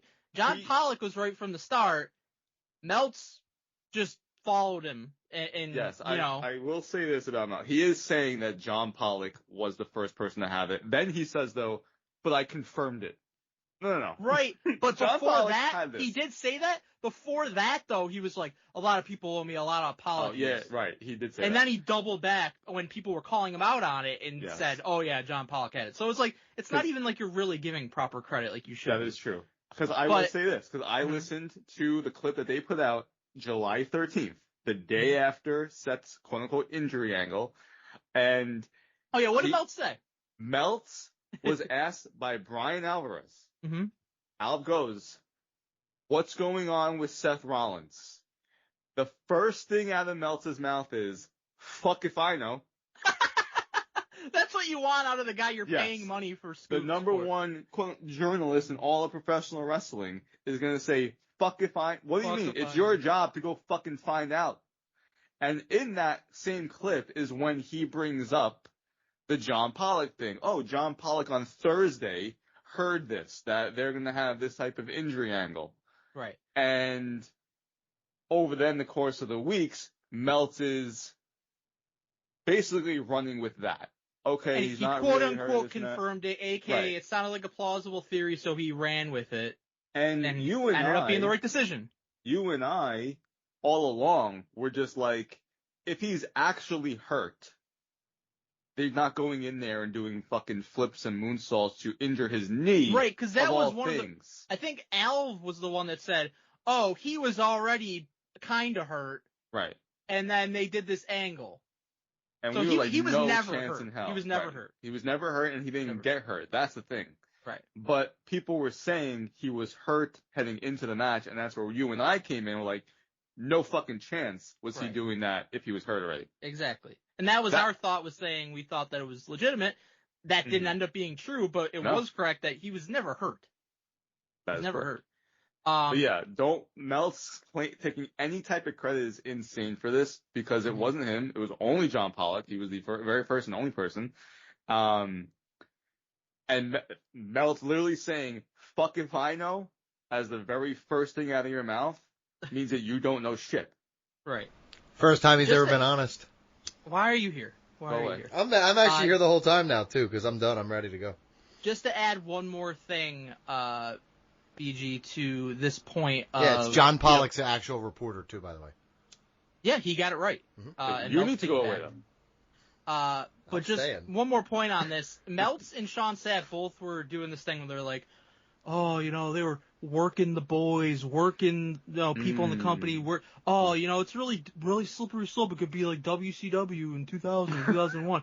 It's like, what WCW did in 2000, 2001 were like, it was beyond this. It was, they're like, you're supposed to think that there's backstage issues between the fucking booker and the wrestler that's manifesting itself onto the product. That has nothing to do with a fake injury. The fake injury's been done for decades upon decades. Sandman pretended like he was fucking blind for months in ECW. Were people crying because he was working the boys, because he was working people in the company? That's pro wrestling. Doesn't everybody want kayfabe? Isn't that what they cry about? And now they're going to cry about this and another?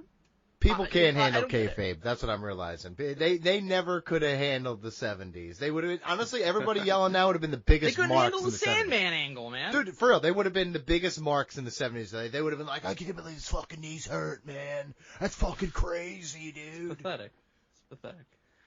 Next one's from Fightful Select. How about The Rock's return at SummerSlam? Did you enjoy it? I would have liked to see that. I might have double time passed that. I actually might have missed that one. I'm sorry. The Rock has not been announced for an appearance at WWE SummerSlam, but talk within WWE picked up on Sunday about Dwayne Johnson being involved at the event. According to Fightful Select, there is, and I quote, a lot of chatter internally about The Rock possibly being at Night 2 of SummerSlam and being involved in the main event of John Cena versus Cody Rhodes for the Undisputed WWE Championship. We listened to Ring Rust last week. Good job. A lot of chowder. So that's 2 in a row for Sean Sapp, where he's totally wrong. First he says, no cash in for Seth. Now he says, a lot of chatter that The Rock's going to be there. How's he doing? I don't check on this Too much this segment very much, but how's Sean doing? He's not doing well, dude. Horrible week. I will say this. He annoys me to no end. Let's just say this. You're doing better than he is.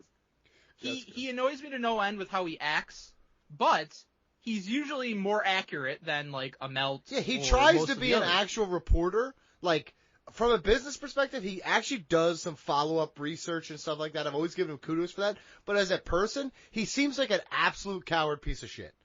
I hate the way he acts towards people on social media. Yeah. I also hate how when he has nothing to report, he'll just put some bullshit into like a fucking newsletter to justify people paying him for it. Mm-hmm. Yep. But he obviously has sources because he's the one that breaks like the releases and stuff like that. So he has sources. He definitely has sources. But he's totally fucking off. Did you guys cover WrestleVotes this week? He had one of the greatest tweets of all time.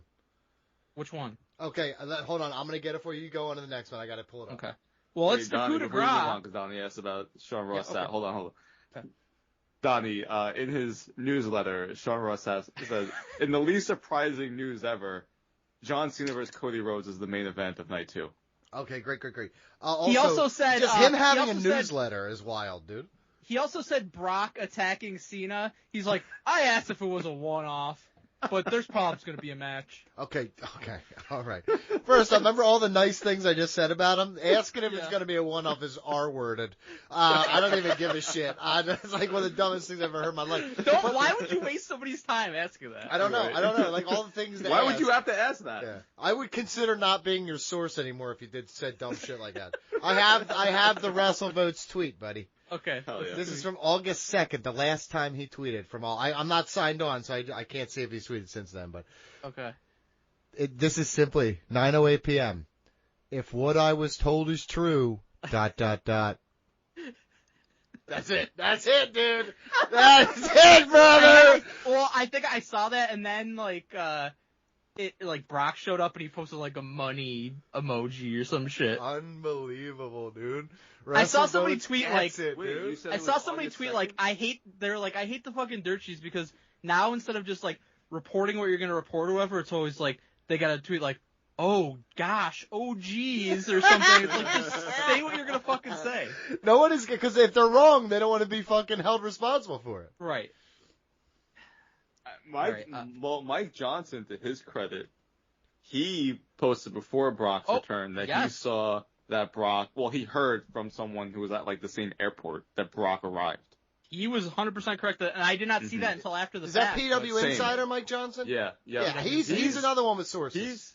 He's one of the better ones. Mm-hmm. He is definitely one of the better ones. Sometimes still gets a lot wrong, still a complete idiot. Yes, but absolutely. But he does definitely get things like of that nature, I would say more often than not. He's significantly better than Meltz. Yeah. Oh, easily. Oh, well, I don't know about that. You guys ready for the coup de grace? Yeah, of course. Double stomp us. It's like the first time in a long time you can double stomp both of us. Yeah. Mm-hmm. Meltz knew nothing about Brock Lesnar. Then he returned, and now he knows everything about Brock Lesnar. You know what I miss? Psych! There was no psych this week. Yeah, you would psych me out. I remember that. Okay, this is two-parter. UFC legend Daniel Cormier claims Brock Lesnar is on WWE's banned list. Last week, Daniel Cormier said on Demetrius Johnson's The Mighty Cast podcast that WWE has placed Brock Lesnar on a banned list, claiming Lesnar's gotten into serious trouble. Yeah, we know about that.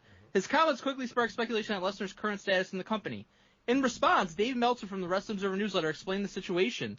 He said WWE's legal team decided to stop using Lesnar after Janelle Grant filed a lawsuit against Vince McMahon and the company.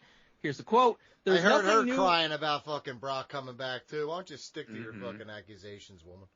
There's nothing new on the Lesnar front.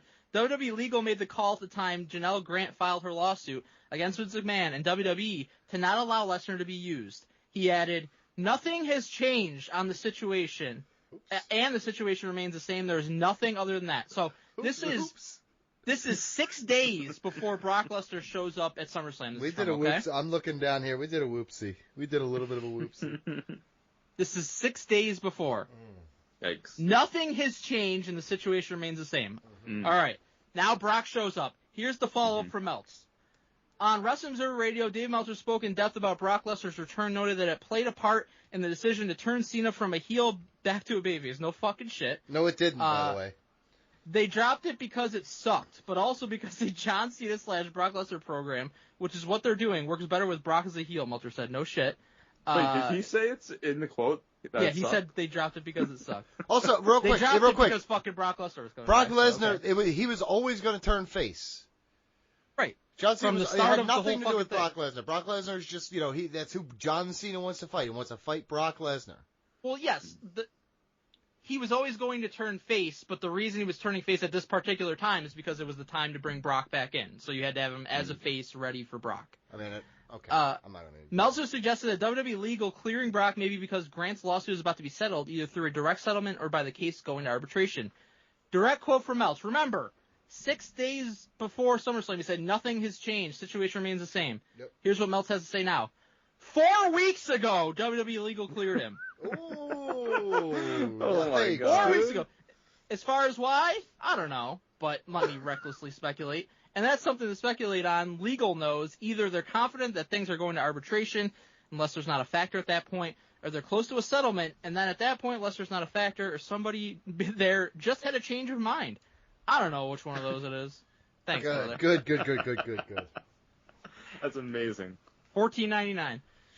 It's all the way up to $14.99 now? I think that's what it is, isn't it? Dude, it was $9.99 when we first started, started making Adam Wells buy it. Yeah. Remember we made Adam Wells get a general password we could all use and shit like that? I never used it. I let you use it. Yeah, I use it all the time. I used it up until, I remember like 3 or 4 years ago, he randomly canceled it. And I messaged him. I hadn't messaged him in like 6 years. And I was like, yo, why'd you cancel that subscription, dude? And he's like, what the fuck are you talking about? I'm like, I've been riding your coattails for 6 fucking years with this thing. I need you to sign back up. And he refused like a coward.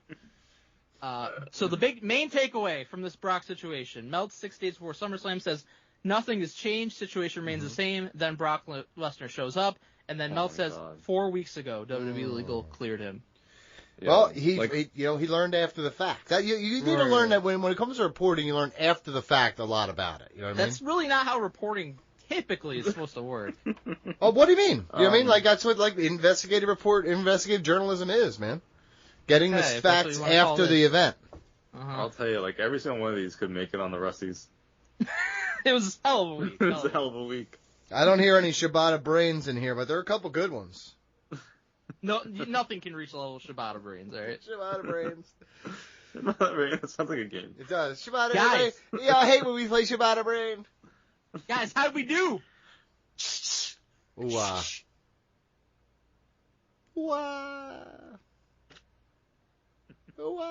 You ruined the whole segment coming back here. Fantasy, go.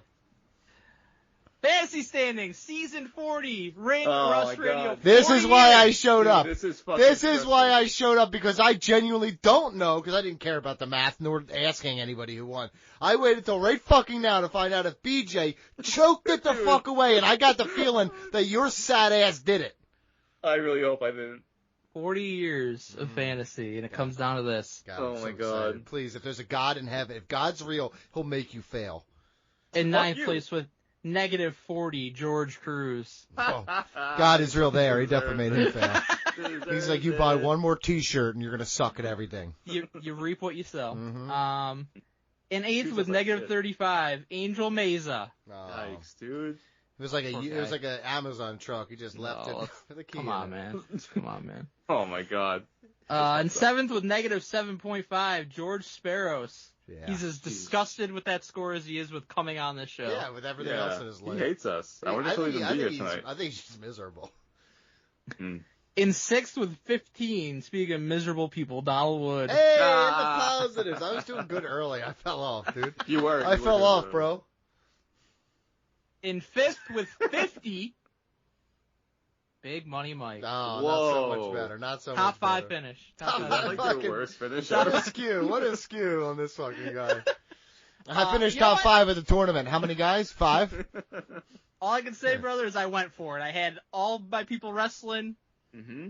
Maybe if, Triple H fucking booked correctly for me, Yeah. we could get Oh, yeah. a win, but whatever. Hell yeah! I went to a jiu-jitsu tournament and I watched, and there was 3 guys in the bracket, and they all got medals, and I was like, how fuck's that work, dude? He's like, I got bronze. I said, you lost every match. He qualified. He did. He made it. He won. In fourth was 70, Chris Jeter. Yeah, he's nice, I guess. He is. picks his wife over Yeah. us a lot. Well, I don't blame him. yeah. In third with 85, Holy Reggie shit. Gill. Fat Reggie Gill? Ooh. Reggie Gill. Didn't Reggie win last time? 85 He is did. the pounds of food he eats a day. There was a Dude. moment where I thought he had a Fucked up. chance to win here. I really thought he I might know, win. he's so fat. I know it's fucked up. He's gonna die. That's- He's yeah, like that's that guy where they have to remove the side of his house to get him out. He's not No, like he's that not. guy. He's fucking great. In second with 92.5. BJ. Let's go. Oh, God Let's damn it. go. I knew he was fake. I knew God was Fuck fake. you, Don. And in first with 97.5. Oh my God. His second career victory, maybe third, We don't keep track Brandon that well. Gelman. It's the first one in like a decade. That is wild, dude. This is crazy. I can't. Fucking 40 years doesn't get bigger than number 40. Congrats, BG. 50. It really Thank did. you. It 50. came down to the final match. It came down to fucking Cody Rhodes. He needed Cody He Rhodes. never fucking politicking motherfucker. He did it. Does anybody think that maybe, just maybe, Cody wasn't supposed to kick out all those AAs? I definitely think I'll he tell was you, Mike. supposed I've never been more invested in a Cody match in 2 years. to. That is wild how selfish you are. That is wild, dude. That's wild. Oh, he was against his fucking favorite wrestler of all time. He was actively rooting against John Cena. Yeah. Oh my because God. of This is what happened. That's why I don't do sports betting, because I'm out here fucking. I'm hitting on Francisco Lindor fucking parlays, and he just as he's belting home runs against the Phillies, and I'm like, this is disgusting. I hate this. It's like, ooh, that was $40 right there, Yo, you're winning parlays, not telling us? buddy. No, I am a. parlay. I'm a. Yeah, that was a straight bet. That was just. It was hypothetical. Yeah. If I did You can it. imagine what it'd be If like. I did it. I can't. Okay, go ahead. Dude, I fucking won. I can't believe it. Yeah, I'll have to win again. in 20 Undeserved. This proves No. you're like years. Holy fucking deserve, bro. You were undefeated. Tony Johnson. Thank You're you. like Did you blow like 100-point lead almost? Yes, but Almost. you Almost. I'll say, if Julia was on fucking pay-per-view, I would have lost. I don't know Or what that tied. means, but you deserve to tied. lose, and it's sad you didn't. Emails time. ringrustradio@gmail. I'm done celebrating for you. No Why? more for you. ringrustradio@gmail.com. Email time. I didn't look at this. I'm sorry. This is from Dan, the man, Marsh. Subject: Guess I'm a fucking mark. Okay. I'm intrigued. Mm-hmm. Add me I and Mark. believed Seth was hurt. How fucking stupid am I? And the cunt cashed in. Oh! And now we have a boring champion in Rhodes. Cena turning back to face is good. I don't know how I feel about Brock coming back. This has nothing to do with his legal issues. I'll reserve judgment until the storylines develop. This was written in almost like haiku. Yeah, I was going to say, is this a stream of emotions that I got in here? This isn't even an email. This is just like, this is what I'm thinking, y'all. I know you don't show up for emails usually. Dan Marsh, he emails most weeks, always with some very interesting thoughts. Okay, good. He's now called Dan Da Man Marsh Mm-hmm. because he was a Goldberg fan, so you should like him, Donnie. Hell yeah, dude. And here's what I'll say. Sometimes it's cool to be a fucking mark because it makes you enjoy wrestling again. Yeah, sometimes it's cool. If we're on, can I be You honest? should be a mark. For the most watching part, wrestling. you should be a mark 100% of the time when you're watching wrestling. That's how it's fun. And here's the thing. Purpose. When you're I not understand watching it's wrestling, difficult. It's when you've been watching wrestling for decades and you've seen it all and you pretty much know what's going to happen. It's difficult to be in the mark mindset. That's why I love when somebody shows up and nobody reported it. That's why I love when there's, an angle where you We think get to be young it's again. legit and it's not. Mhm. That makes you feel like you're a kid again almost. we get like to be you're young enjoying again. it without knowing. We get to enjoy wrestling like we did when we were fucking 9 and Stone Cold came out at the end. And we didn't, listen, I remember Stone Cold coming out at the end. I might have been, messed up in the head, but I for sure wasn't like, oh, at the end of the show, he always comes out. I was always like, it's fucking Stone Cold again! Like, every time I popped, because I didn't care. So when I'm watching wrestling now, especially the longer we do this and the more that we experience wrestling, the more distant I try to get from social media, from reading about it as much, because I miss that. And I think that's one of the things that made me get tired of wrestling, was that I was so saturated with it. And then, because it wasn't just watching it, then it's talking about it, then it's researching it and keeping up with the news of it. Once you give up on the latter part, you stop trying to be a smart mark and you just remember that we're just here to be marks. It's freeing as shit, and you enjoy it again. I'm enjoying wrestling more now than I have in a long time because I've shut off a lot of the other shit. Yeah, you should quit ring rust. You don't have to talk about it. We'll talk about it. I love And you just talking hit about it record. again. I love talking about it again. It's wonderful. You're fucking miserable. All I'll say to Dan is revel the moments where you could be a fucking mark. Because that's, that's the best part. Try if agree. anything, lean into it. Become bigger mark. And Cody Rhodes, he's probably not even going to be around for a while because he's got to go film Street Fighter.